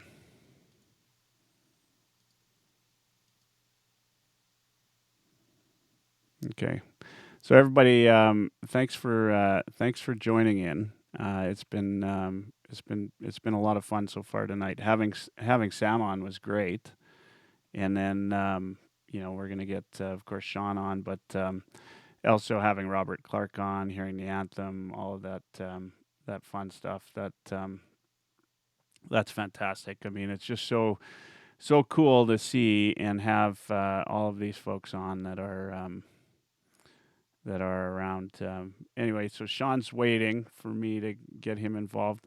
Let me right now. I'm just doing a couple things here, and then I will. I'll get you on Mike right away as well with us. So hold on. I've got a couple of things to do.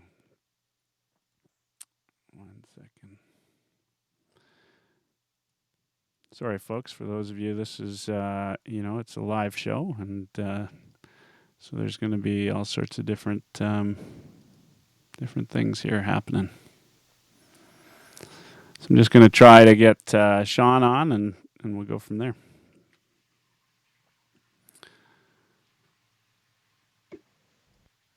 All right. So thanks everybody for your patience. Sean, you there? Yeah, I'm here. All right. Do we have video for you? I don't know if we do or not. Oh, you should. Okay. Not seeing it yet. There we go. Right on. Oh, I can see Dirsa. There. Yeah, I got you and Dirsa on. All right. Perfect. Well, excellent. There we go. We've got man, that's a nice looking screen right there. Hey, Sean, you redid the basement, it looks like. You got some new stuff down there, or it just been a while since I've seen you? Has it been that long? Oh, probably been a while. Yeah.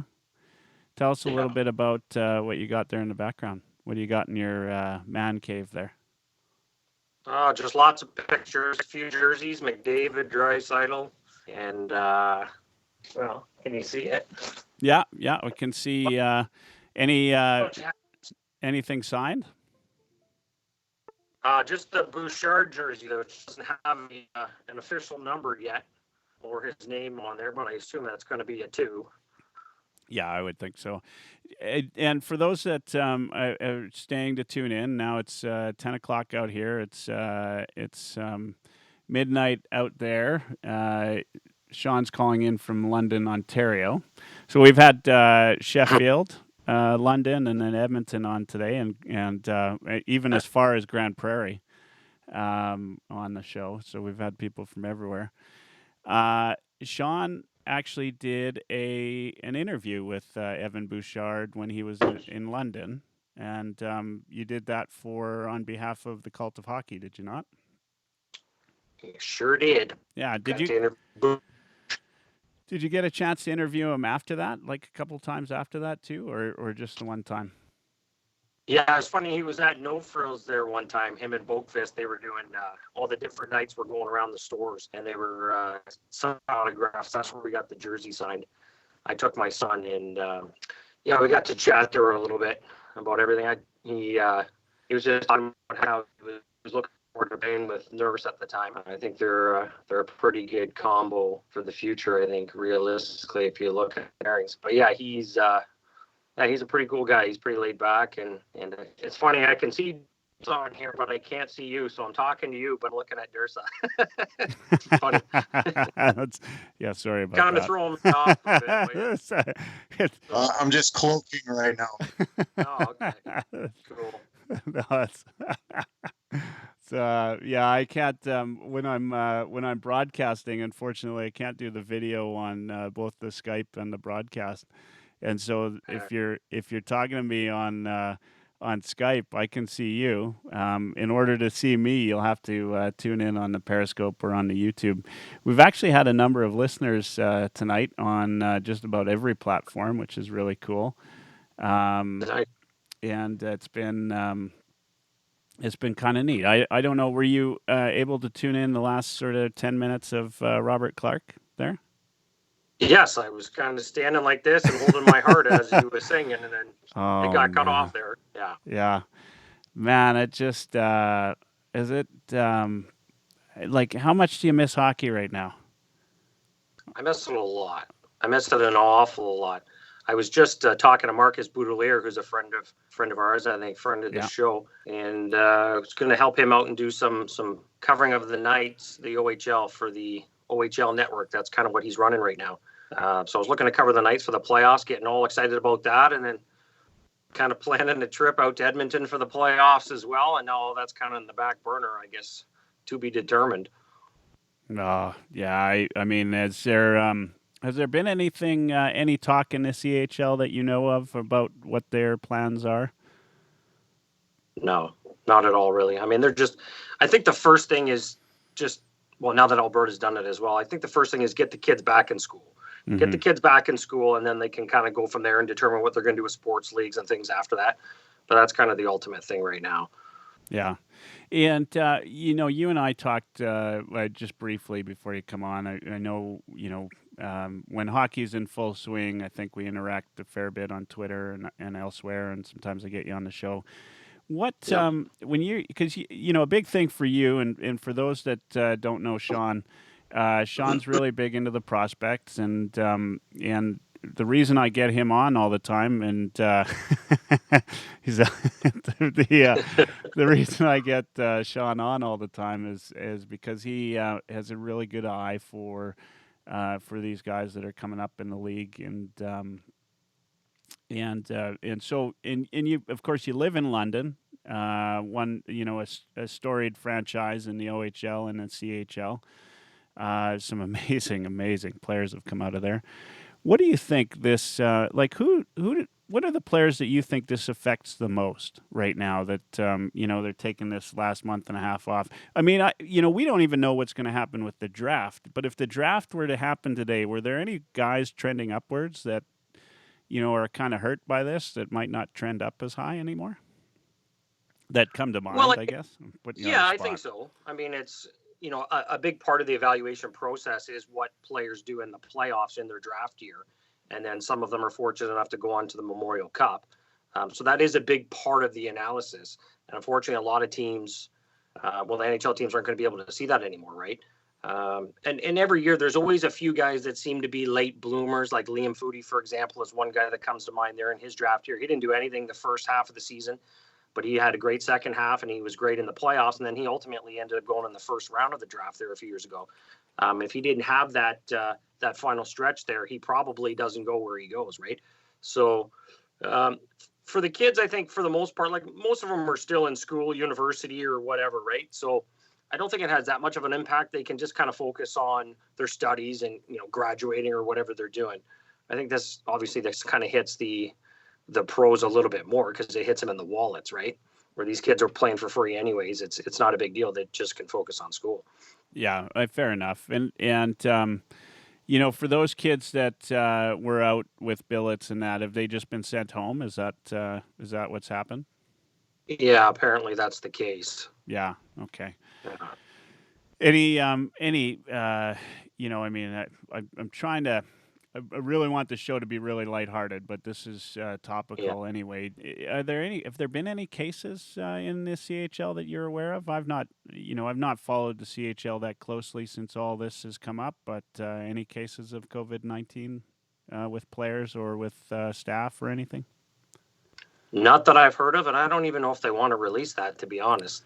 I heard something about an Ottawa senator tested positive today or yesterday or something, but I don't know. I don't even know if they want to release that stuff. What advantage is there to doing that? I don't think there is. At this point, they're told to quarantine themselves anyways, or just, stay away from everybody else. So now that the league's over, if somebody does test positive, I don't really see what the whole point of that is. And they'll want privacy, I would imagine, as well, right? Well, yeah, exactly, right. And again, these are kids, right? 17, 18 years old. I don't see the incentive to do that at all. I'd be surprised anyways if they actually started releasing names of people that had it. Yeah. So, because we're dying for hockey. And I haven't had you for a little while on the show. What were are there any Oilers prospects right now in the CHL that you've been watching closely that like Lavoie obviously had a hell of a stretch going on, but I know he's not somebody you see that often, but anybody that comes to mind that Oilers fans should be particularly excited about? Well, the only two are Raphael Lavoie and Olivier Rodrigue. That's it. Yeah. We only have two in the entire CHL, which kind of sucks. Yeah. All the OHL guys, the McLeod, Maximoff, and Bouchard and Samorukov are all playing in Bakersfield. So it's a little bit limited. As far as Lavoie goes, I mean, there's not a whole lot more left for him to prove in the Quebec League. Like he almost peaked last year. He's physically and just offensively, really, the only thing he could really focus on this season is just being more consistent. Like he's already put up all kinds of crazy numbers, right? And Olivier Rodrigue has kind of been up and down a little bit, but for the most part, I mean, he's still got a promising future in that. So Lavoie will be in Bakersfield next year, and I can't remember if Rodrigue is going there next year or he's got one more year. I can't remember. But the Oilers definitely need to draft more CHLers because we're not going to have anybody, right? Yeah. Depending on what happens in this draft. So yeah. And that will suck for me. And yeah, I can see it. You can't see my eyes right now, but I could see it in yours. Is there any surprises from the guys, Maximov, Bouchard, Samorukov, that are playing in the Bakersfield with the Condors? Any surprises out of them this year that you kind of maybe you think they're playing over and above or below what they should be at? For the most part, I think they all pretty much performed as I expected. I was a little disappointed in Jay Woodcroft, especially in his utilization of Maximoff. I mean, watching several games there in Bakersfield, it was quite clear they didn't really have a shooting threat on the power play for the longest time. Like Bouchard wasn't even on the power play for the first 25 games or so. They had Logan Day there, and that was I was kind of banging the table for that. Like, get Bouch out there. Like, give me a break. And finally, he got out there and he started running the power play. He was collecting. All right, we got a big shot there on the point. But Maximoff never really got any power play time at all, and he clearly has the best shot amongst all the forwards on the team. And they're putting Tyler Benson at the left half wall. Well, I mean, he can pass in that, but he's not on his off wing, and he doesn't have a big shot. Like, it just didn't make any sense to me. And Maximoff was playing a lot with Esposito and Colby Cave there for a while, and I would say for at least 6 weeks or so, they were like the best, most consistent line in Bakersfield, game in, game out. So Maximoff was really proven he was forechecking hard and playing a good 200-foot game in that. So he was giving it a lot. To me, he deserved a shot on the power play, and then eventually they put him on PP2, and he got a little bit of a taste. But once guys started getting called up, Benson, Yamamoto went up, and then Benson and a few others, I just said, okay, now is the perfect time. Put Maximoff on the power play one, and he still never did it for some reason. Just never happened. So that was kind of frustrating for me. You remember the last time you were on the show? I don't know if you'd remember, but it goes back a couple of months. And you brought up Yamamoto. I want to say that was the show where you and I think it was right before Christmas at some point. And you and I were talking, and I said, and I'll admit to this, I thought at the time that Yamamoto would never play a game in the NHL. I actually, I was positive that guy would be a bust. I have never been more wrong in my life. Well, it depends on who you ask. But what's your thoughts? What's your thoughts on Yamamoto and the success he's having? Yeah, well, I don't recall my take on that, but I assume it was probably the same as I feel now. I've always thought he was a talented player, but I still question his durability. Even now, I still question his durability because, I mean, he's still been banged up playing for the Oilers. He plays a rambunctious style. He plays a rugged style. And eventually that kind of takes its toll on you, right? You see other guys like Gallagher and Travis Konechny and that kind of play a similar style. They get banged up a lot, right? So when he's healthy, there's no question. I mean, and this year especially, like he's just kind of taken off, right? Like I think I remember Draisaitl saying something about how, Yamamoto this year pretty much just said, okay, that's it. You're not sending me back. I'm not leaving. I'm staying here, right? And you kind of see that through his play. He has that in him. He has that, he has that elite work ethic, and he has that skill. But again, you never know. He's like the smallest guy in the NHL, right? And he plays a physical style. Like his body cannot hold up over several years. It's been a great story so far this year.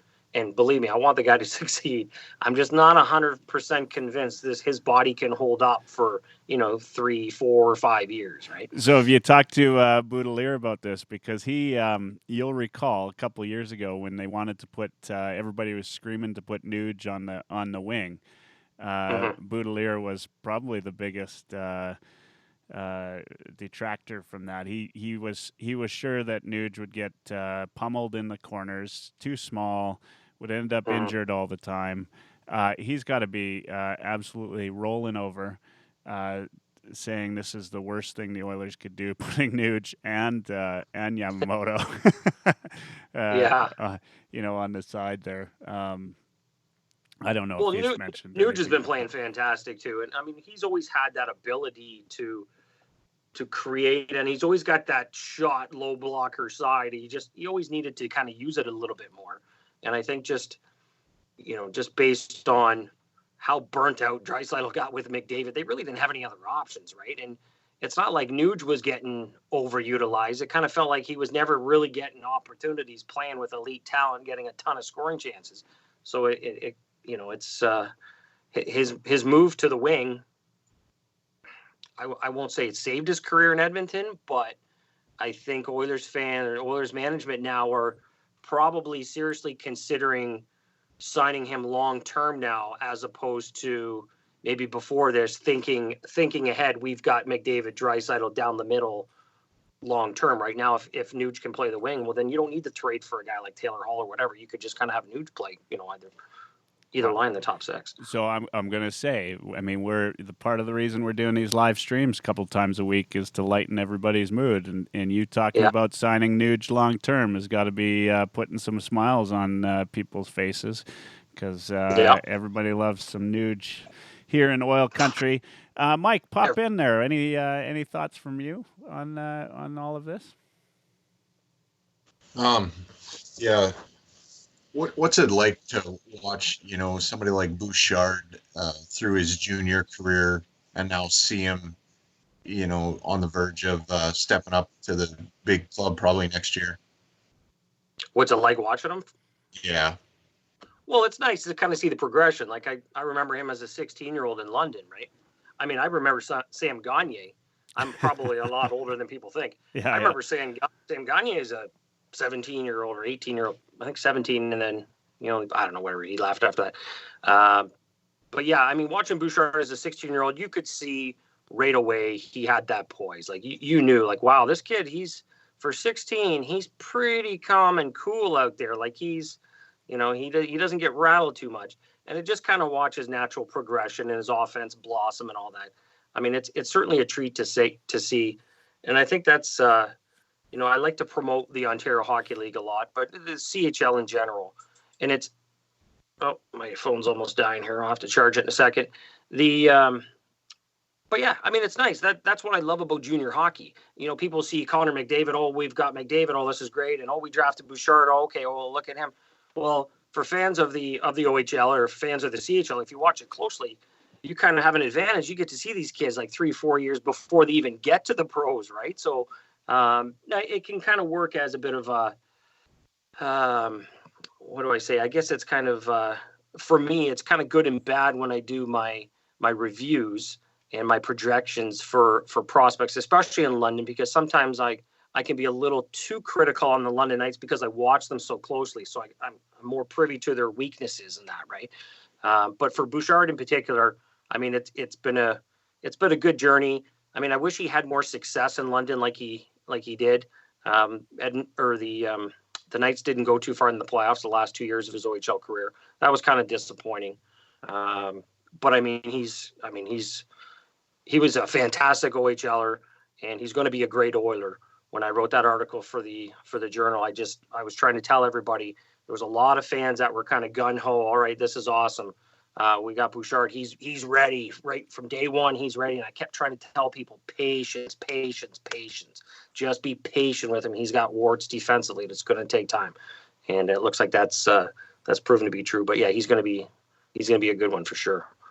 Yeah, I've kind of lived vicariously through you because watching those guys all the time.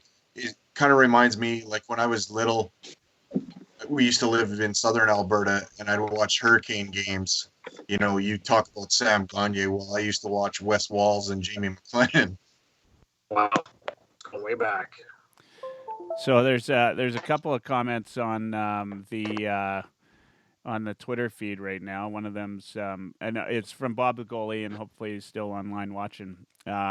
He and I know, Sean, you don't really you're not a goalie guy, so whether you can answer this or not, it's questions about Rodrigue. Do you project him as a legit starter or more of a dependable backup? I don't know I know you talked to other guys, other prospect guys. Have you heard anything about Rodrigue? Yeah, I mean, he certainly has the talent. Consistency is a big thing with him too. And again, goalies are so tough to kind of project, especially for myself, because I mean, consistency is such a big thing. But it's all about confidence, right? And it's hard to tell if a goalie is going to have confidence in 3, 4, or 5 years, and that's really the ultimate thing that helps define a career, really. And in Rodrigue's case, I mean, he didn't even get an opportunity to play for the World Juniors, Team Canada. Mm-hmm. Would have really liked to see him get an opportunity there, especially with Nico Dawes struggling in that. But yeah, with him, I mean, the people I've talked to said, you know what, he's got talent, but he's still a work in progress. Like you're just not going to know. He's athletic. He knows the position. Fundamentally, he's pretty strong, but it's just just confidence and experience. Who knows? He's still up in the air, I guess. Prospect for me. Yeah, no, 100%.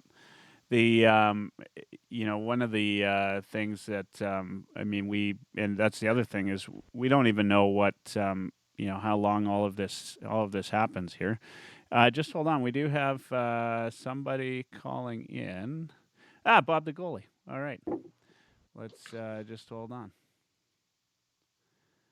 Hey, Bob, can you hear us? You on there, Bob? Hold on. Let's just see if we can get get you online. Oh, you know what? I bet you anything. Bob, can you hear us?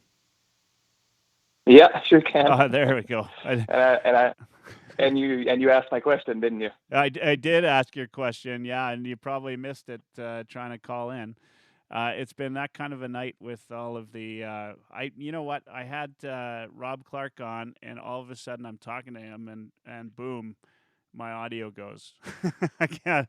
You know, I don't have the same. I don't have a TSN 1260 budget over here, so it's kind of. Yeah, as I said, their lunch budget is bigger than mine. Yeah. How you doing, Bob? Good to have you. Anyway, I know I asked your question already, but good to have you. Things are going well. Still there? Maybe we lost you.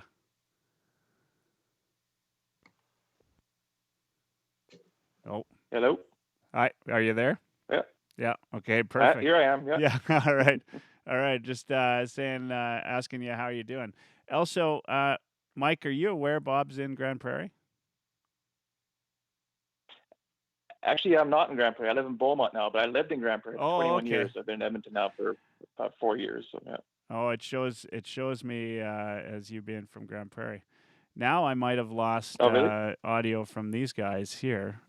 So, Bob, you were going to join us as a referee for the Oilerslive Cup, right? I was indeed, yeah. Yeah. as a last minute substitution. Yeah. So sorry that didn't work out, but you know what? Thank you for making the effort to come out. It was the day was a big success. Are you a prospects guy? Do you follow the prospects much? I'm a hockey nut. So I jokingly always refer to hockey as my religion. So especially when it comes to the Oilers. So I had a question for the Oil Knight, but if you've lost him, no, he's still here. You still here, Sean? Oh, nice. Yeah, still here. Right on. Well, you answered my question about Oliver Rodriguez. Myself, I was a goalie for 17 years, and I was questionable at best, I suppose. But I've been in hockey, involved in hockey for a long time. I've done some junior A coaching and scouting and what have you. But because I've been a goalie, I tend to obviously watch the goalies more than anything else. I'm wondering on your side, as a professional scout, what do you exactly look for when you go look at a goalie? That's a great question, and I just want to point out I'm not a professional scout. I'm an unprofessional scout, if anything. Independent scout, maybe. I don't get paid for it. I wish I did.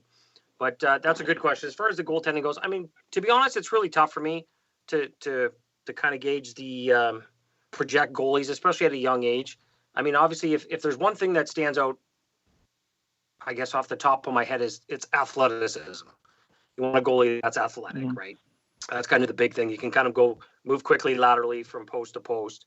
And then obviously if he's good at, if he's got the basic fundamentals where he can, square up to the shooter and things like that, I think that's kind of important. But I mean, other than that, it's so hit and miss for me. Like I remember Matt Murray when he played for the Sioux years ago. He played with Darnell Nurse, and I remember him vividly, and I never thought he was that great of a goalie. He's just an average goalie, right? Just another average OHL goalie. And he ended up winning 2 Stanley Cups at Pittsburgh, and he played fantastic, right? And there's several instances of guys that just like, where did Jordan Binnington come from? Like I never would have thought he would have been as good as he is. So for me, it's really hard. And I don't know, Bob, is there anything in particular that you look for or that kind of stands out to you when you're kind of looking at goalies?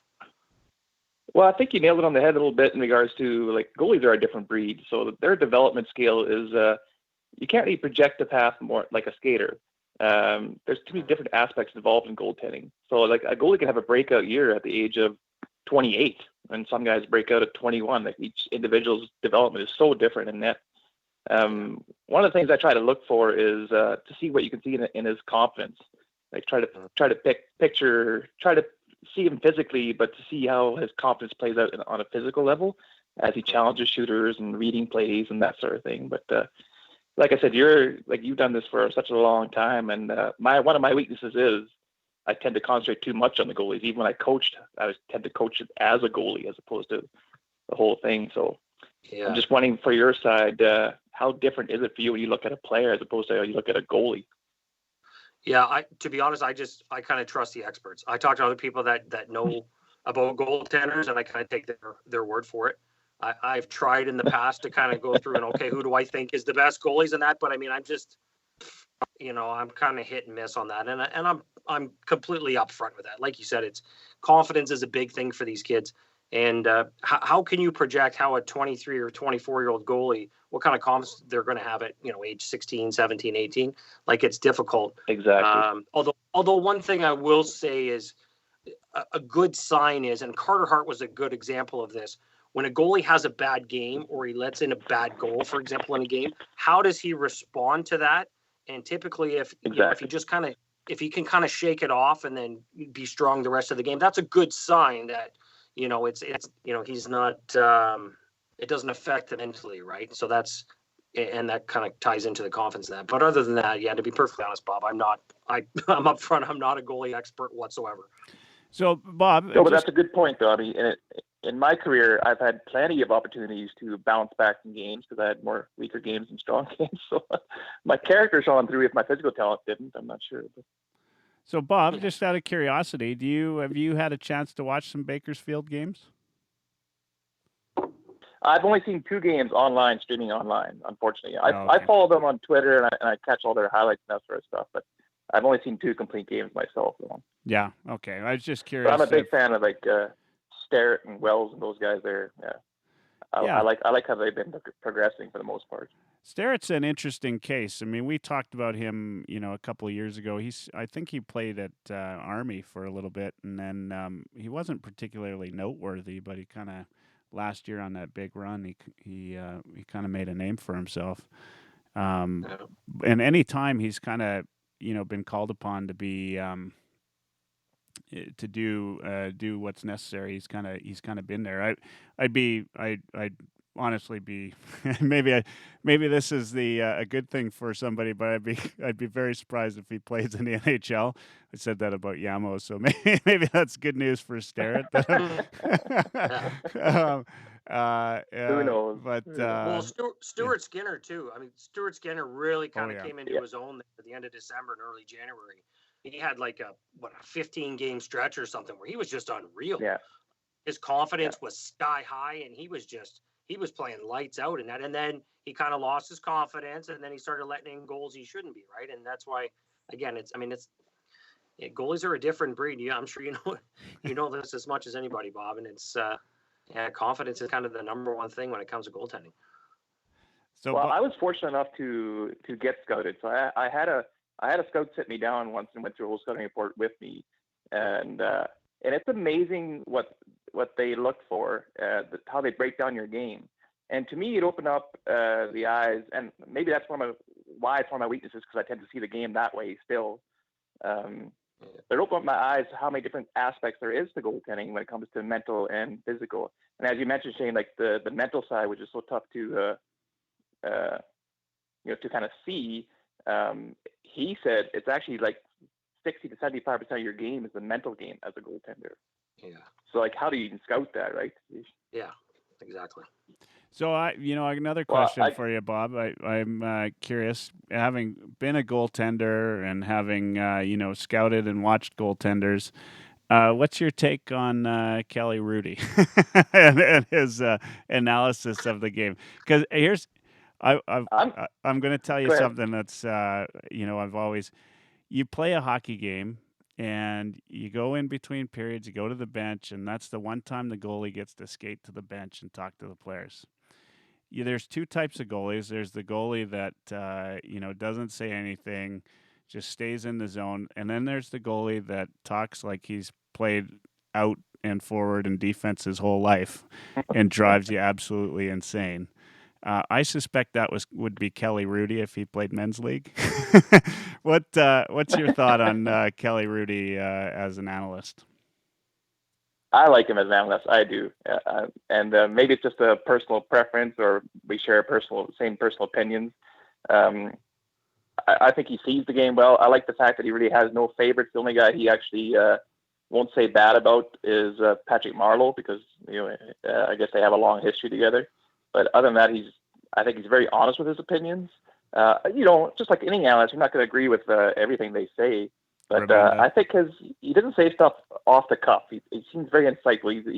He's an intelligent analyst, I would call him. So Yeah. All right. Well, I don't mind him, but I guarantee you he'd be that goalie that comes to the bench and tells you exactly how to play your game. He probably would be. I can't argue that. And what kind of goalie were you? Putting you on in that way? Yeah. Actually, I wasn't your typical flaky goalie. You could talk to me on game day. You could talk to me in the dressing room. That's fine. I like to keep loose. Usually about, as I'm getting dressed and when I'm fully dressed, that's when I kind of zone out and just kind of get to my own zone, just kind of stay quiet and mentally prepare myself. But all the way leading up to it, one of the things I couldn't do during the day is I couldn't think about the game. So I'd get butterflies galore. I was a terribly nervous goalie, but to me that was healthy, because if I wasn't nervous, then I'd play like shit. So, but if I wasn't wearing goalie equipment, you could probably see me physically shake. Like I was nervous for every game, but I was not flaky. I had no rituals or no crystals or anything like that I had to rely on. That's awesome. I'd be curious. We'll have to do a segment on. But maybe that's why that's why I'm a caller in or now at podcasts instead of playing hockey somewhere. That's right.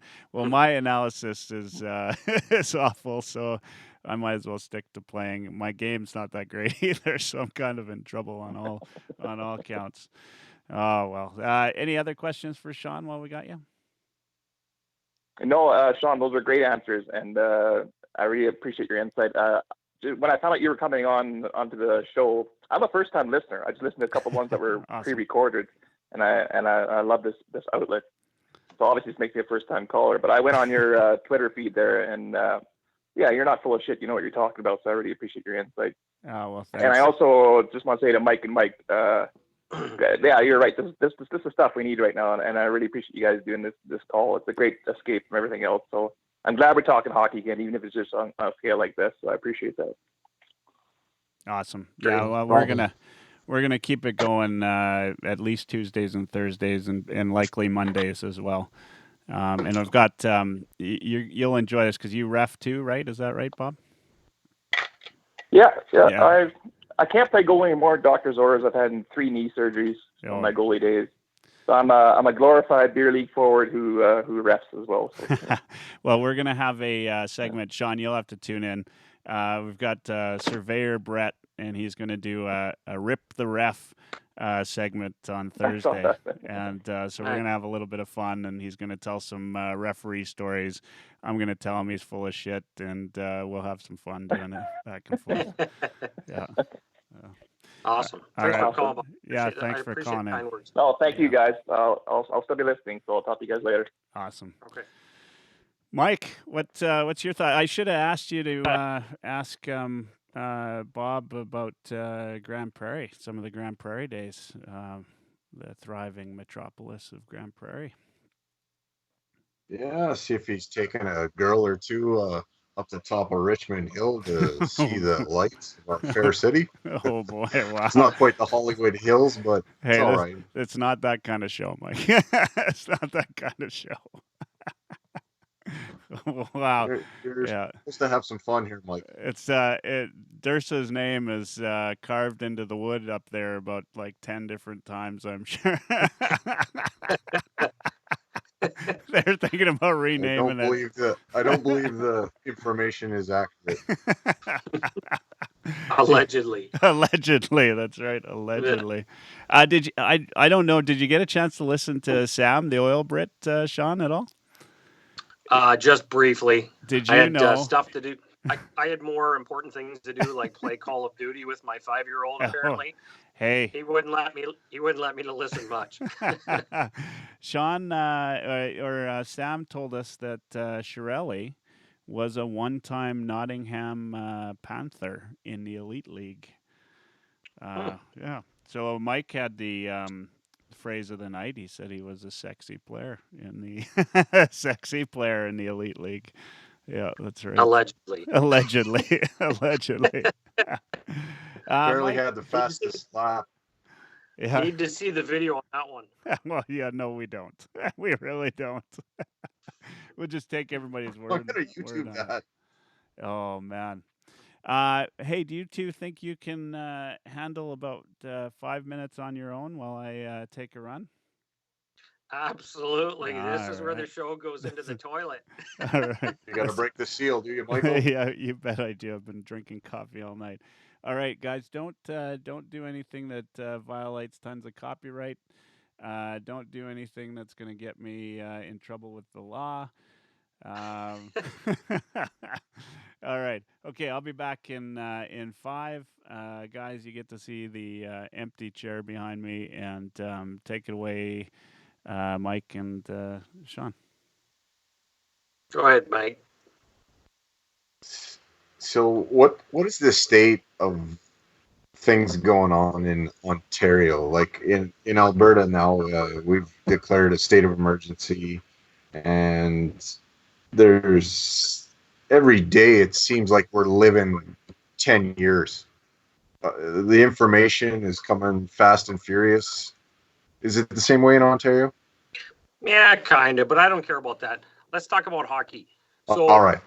There was a thing that came out today. I don't know if you saw it, but they had they're thinking of doing a playoffs in July and August, and then they're just going to cut the next season's going to be cut short, or going to start late, kind of thing, just to kind of make. Which means there's probably not going to be any more regular season games. Which means Edmonton's just going to play Calgary in the first round. We get a battle over, and that's it, right? So I can't see how they're going to try and squeeze in regular season games. They're just going to go straight to the playoffs, and they may have a couple of teams that are tied or whatever, just have like a tiebreaker kind of thing. But the Oilers are in, so I'm 100% confident that all leagues are not just going to fold everything. They're going to do everything they can because the revenue is just insane, right?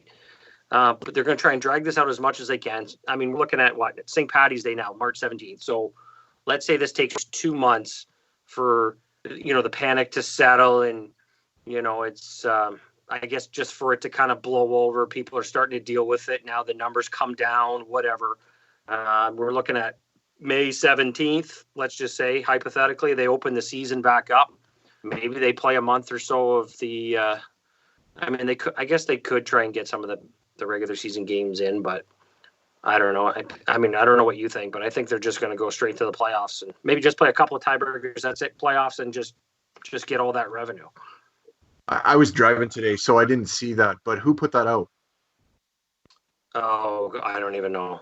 I just saw it on my timeline. I'll retweet it if I can find it. But sure. Somebody said, I think it was somebody reputable. I think they at least had a check mark for whatever that's worth these days. They put that teams were reaching out and looking to get arenas available for July and August in particular, and then they would have like a September, October off season kind of. I think they said they would do the draft in September or October, and then next season wouldn't actually start till November.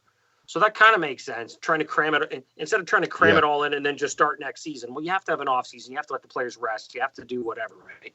Right. So why not just delay the beginning of next season and kind of delay the end of this one and kind of fit it in that window, right? So that's the plan. And if that is the goal, then realistically we could probably go 2 months without having hockey or having basketball or whatever, and then just kind of pick it up from there and just go, right? So I'm really optimistic. It's going to happen eventually, but we just got to be patient. It might take 2 months, but we're still going to have playoffs. And I saw earlier that there was an idea, even if this stoppage was short, that they'd have basically another training camp before they get playing again. Yeah. Well, they probably want at least 2 weeks or something, right, to do something, get back in shape, right? Yeah. No. I think, you know what? I think North America needs, the playoffs in not only hockey but the NBA. Sports are one of the things that helps a lot of people's mental pause, focus, everything. That's how we get through things. Well, exactly, right. It's an escape. It's escape from work. It's escape from the grind of life, right? Right. It's how we decompress. Yeah, for sure. And I mean, again, I'm optimistic it's going to happen. Now, as far as the as far as like the CHL goes, the Canadian Hockey League and all that, I don't know how that's going to affect them.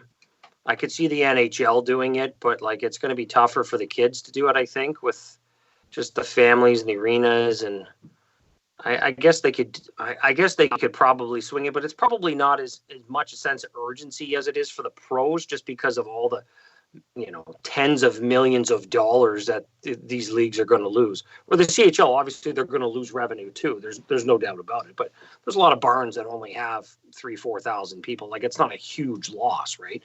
I don't know. It'll be interesting to see. But I'm still optimistic. This is not the end of the season. It's just going to be pushed back. And when I saw that today, I thought that was great. Instead of the draft being in June, the draft will just be in September, and they'll just go ahead and then they'll push the season. When does the season usually start? Like the first week of October? October 5th, 6th has been the last 2 years for Edmonton. So maybe it'll start, mid-November, November 15th instead of October 4th, right? Yeah. And that'll give the players a little bit of rest in between. Regardless, even if this kind of sticks around, this coronavirus, whatever, COVID-19, even if it sticks around, it's not going to have to deal with it. Like, you can't shut down the world, right, for too long. Like, it's eventually you're just going to have to just accept the fact that people are going to get sick, just like the flu or whatever else, even though I know it's not just like the flu. But I think everybody's doing a good job for the most part. You mentioned what's going on here. in Ontario and London, they're even cashiers. They're all got gloves and they're all using sanitizers, and right. Everybody's doing it. The malls are empty. The bars are empty. Everything's empty. So people are going about their business, doing what they should do. Give it another month or two, and I think everything will kind of be back to normal. I just hope the kids go back to school soon, because my kid's off for 3 weeks. That's a long time for a March break. Get back to school. Our kids, like my sons, aren't going to be back in school till September. They're shut right now. Yeah. Wait till September. Oof. Yeah. That's crazy. Yeah. My youngest is in grade 6. He's jumping for joy. My middle son is in grade 12, and he's wondering if he's going to have, grad ceremony and all that. Yeah. So it's kind of hard on him. Yeah, it's crazy. I don't know. Well, I just signed my 5-year-old up for T-ball, and he's got his glove and his bat, and he's all raring to go all winter. He's been swinging his bat in the basement, smashing everything. So we finally get to go outside and hopefully play T-ball, and they even shut T-ball down, right? So yeah, I don't know. We'll see. Let's everybody just take a step back, just relax for a bit, a month or two, and then we got to get back to reality soon, because people are just going to go crazy. Yeah, I hear you. Yeah. Oh, and there's Michael. Yeah, CRTC hasn't shut me down yet, so I guess we're all good. I didn't drop enough F-bombs. I'll pick it up a little. Oh, man.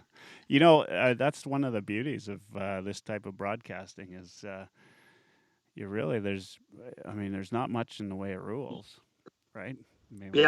One thing we were saying there, Mike, and you probably won. I don't know if you saw it or not, but I saw something today where they were talking about somebody with a check mark beside their name. I can't recall who it was, but they were saying that the league, I think the NHL they were referring to, but I'm sure other leagues are doing it as well. They're looking at extending the season, like getting arenas booked between July and August, and they were just going to kind of run a playoffs through that, and then they were going to just delay the beginning of next season. It wouldn't start until like mid-November, and then instead of having the draft in the end of June, they were actually going to have the draft in September.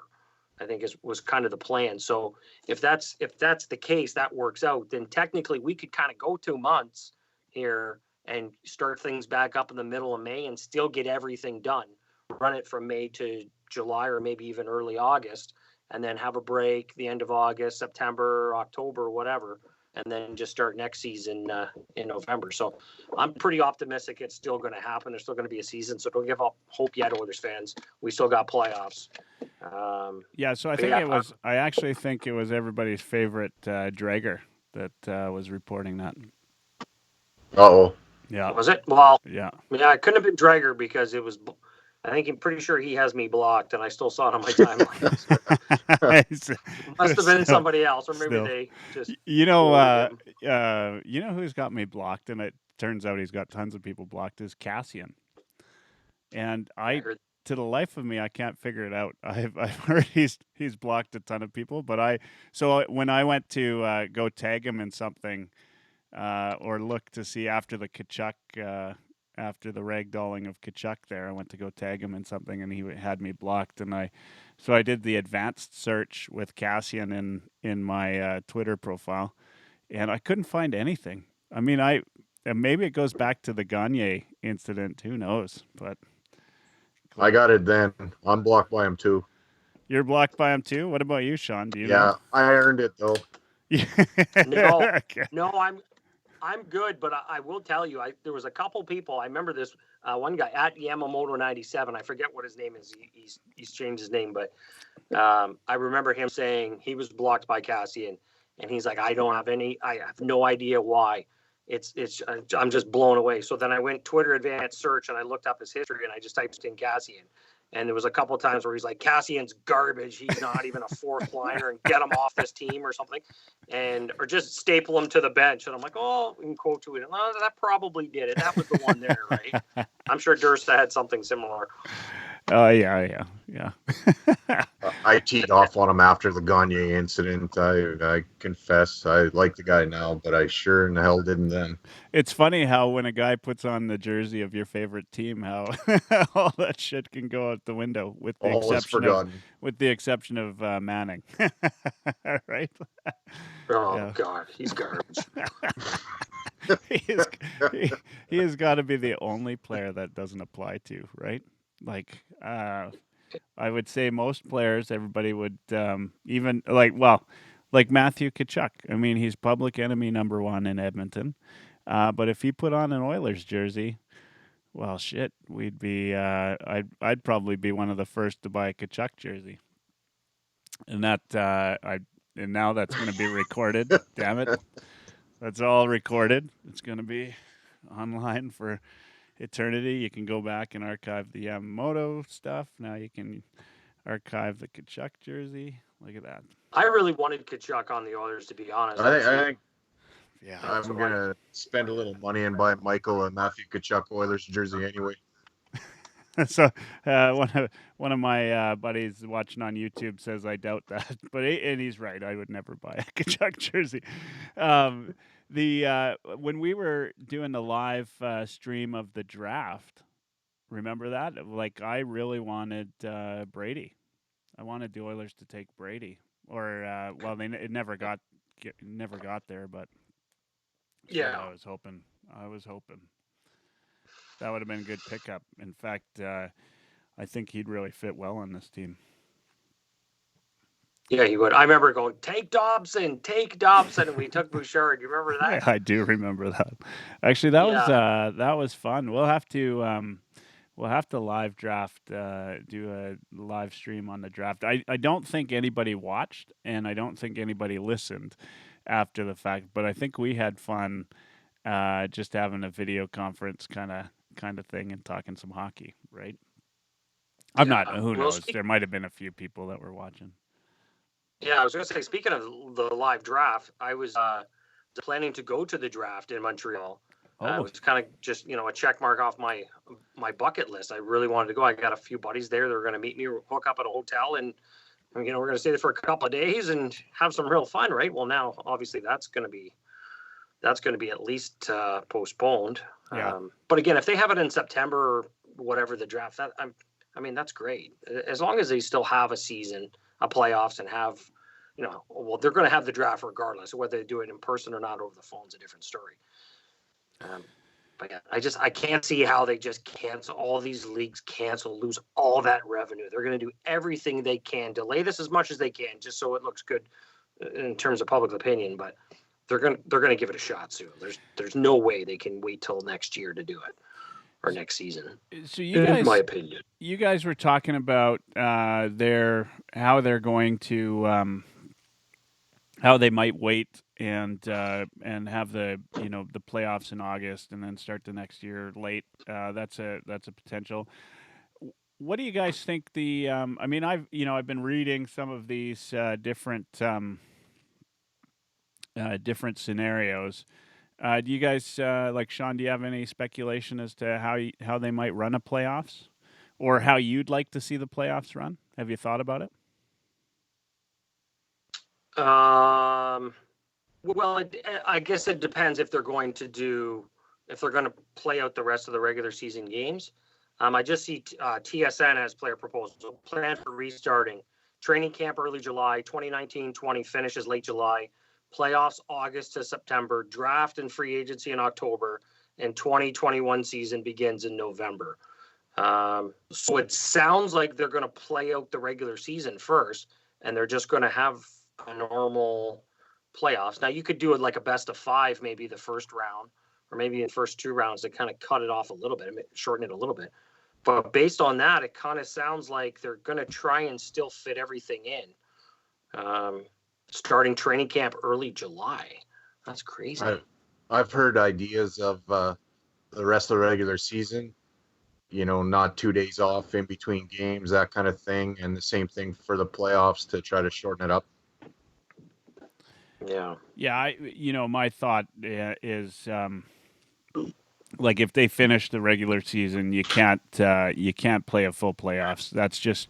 That would be injury riddled, especially these guys coming back after a break where I don't think they're not going to be out doing hockey related like on ice drills. They're going to be working out in their home gyms, but they're not going to be out doing different drills and stuff with the guys, and so when they get back on the ice, I just think you go long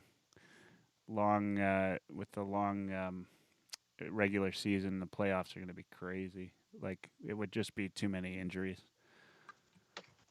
Yeah, I agree. I just saw a tweet. Somebody in Ireland, they had Big Bird going down the road, driving down the street on a 4-wheeler, sideways on a 4-wheeler in Ireland. They said Big Bird isn't covered by the lockdown in Ireland. And literally somebody's driving this way watching Big Bird on a 4-wheeler. It's hilarious. That has nothing to do with anything. It's just random. But well, the most random stuff is happening on Twitter now. It's obviously been crazy, and there's more. Like you could go the full day without really going on Twitter because there wouldn't be much, right? And it would all sort of start happening about 3 or 4 in the afternoon, and people would start really tweeting stuff, and then. But now, with people working from home and doing all this stuff, it's nonstop. It's all the time. It's been quite crazy. So about that, like possible playoff scenarios. One, Travis Yost. I don't know what you think of him. He's kind of proposing a bye scenario where kind of the top. I think it's the top. I want to say top 12 teams in a playoff scenario, right? Where those the top 4 in each conference would get a bye into the quarterfinals, and those teams that were bubble teams would play off against each other in the order that they finished. So you'd have like a Winnipeg-Calgary matchup, Edmonton-Chicago matchup, Arizona-Nashville, and Vancouver and Minnie, and then they would go on to play. The top 4 in the conference. So that's one scenario. And then I've seen, a number of other scenarios, with very similar ones. One where every team is playing, and the first round they do like a single elimination, almost like a wild card, right from Detroit all the way through to I think Minnesota's sitting in 21st, or Vancouver's in 20th right now. When Nashville and Florida are they're on the bubble. So you'd have those teams all play each other single elimination, and then they'd go into a round 2 where they're playing the sort of the next, 8 or 9 teams, and then they go into a round 3 again with a bye. Any ideas what you guys like? What's your thought, Sean? You think they'll play a full regular season? Well, I think they'll finish out the games. That scenario you just said there, I think, is garbage. Like a team like Detroit should not have an opportunity to play anybody to get to advance anywhere. And why would they want to when they have the best odds in the draft lottery right now? Yeah. What advantage would it be to them to win one round of this made up tournament, and hurt their draft chances to get Lafreniere. Like, it doesn't make any sense to me. And then for the 12 team idea, that doesn't make sense either, because there's 4 franchises that are going to lose out on the playoff revenue there. And I can't see those 4 owners being happy about that at all. They've earned it to be in the top 16. So why do they get the short end of the stick? I don't see how that would benefit anybody. I think they're going to go ahead and try and cram everything in. And worst case scenario, if they can't get all the regular season games in, they will have, maybe the bottom 4 in each conference, or maybe 2 that are in and 2 that are not in. Those 4 teams battle it out in kind of a small little tournament or whatever. But 16 teams got to get in, and you can't have teams that are mathematically out of it, like Detroit, even get a chance at it, because it hurts their draft chances. They could potentially get a franchise player in Lafreniere, and now you've screwed it up by doing this whole new format. Yeah. It doesn't make any sense to me, but what do you think, Dirsa? Yeah. What do you think, Mike?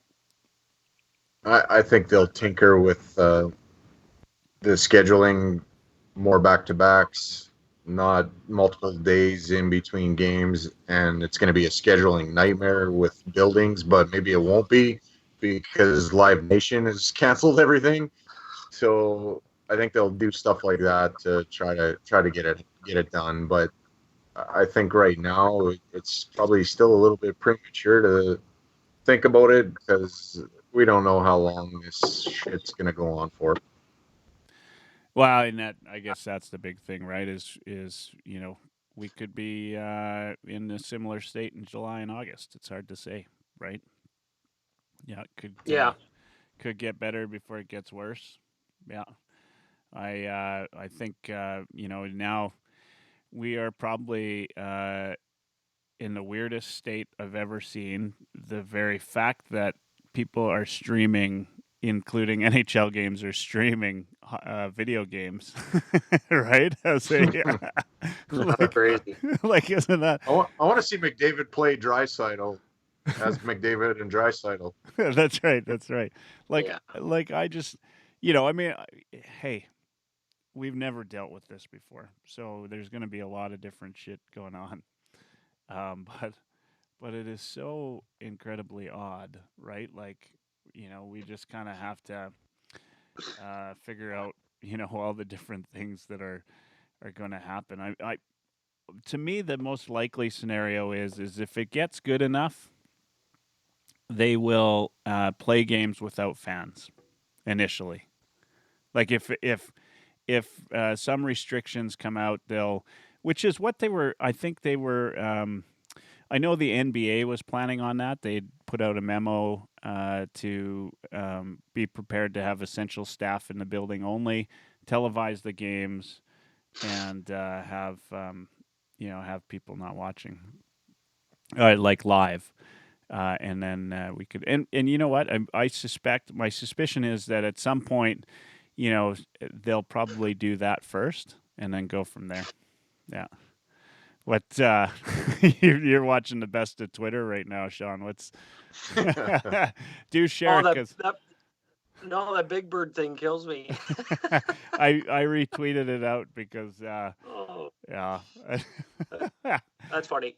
Yesterday, the crocodile eating cars. Oh yeah, that one was good too. Yeah, we saw that. Yeah, I'm optimistic. I mean, for Oilers fans, if anybody's listening to this, just stay positive. Just look after your family, look after yourself.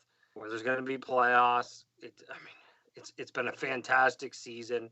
There's so much promise with this team. It's good that we're getting a bit of a rest. Unfortunately, the players don't get practice time, but yeah, I mean, I'm just looking at it as it's an extended March break, and let's get this over with, and let's get sports back up and coming, because I can feel the noise that's going to be in that building once it gets back. Yeah. People are going to appreciate it even that much more, right? It's back. Thank God it's back, right? Sports are back in general, right? I have the vision of a drunk Tyler Ennis now in my head, stuck in my head all the time. Yeah, he was pretty lit up. Oh, totally. He reminds me of every hockey player I've ever played with, right? Like that. Yeah. Oh, man. Oh, that's awesome. Hey guys, I think I think we're ready to call it a night tonight. I just want to appreciate you coming on, Sean. Hopefully, I'm gonna. I should say we, Mike and I, will continue doing this. These podcasts at least Tuesdays and Thursdays, and we're talking about doing Mondays as well. And I've got a number of really good guests lined up. I've got Duck Millard, Dean Millard, coming up next week. I've got some other surprise guests that I'll let you know about as they come, and we're gonna just have fun. And then Mike and I are planning on doing a Mega Thread Monday sort of thing. I've got that Rip the Ref segment that. If it goes well with Brit, we plan on doing a recurring thing. Hopefully, we don't hate each other at the end of it all.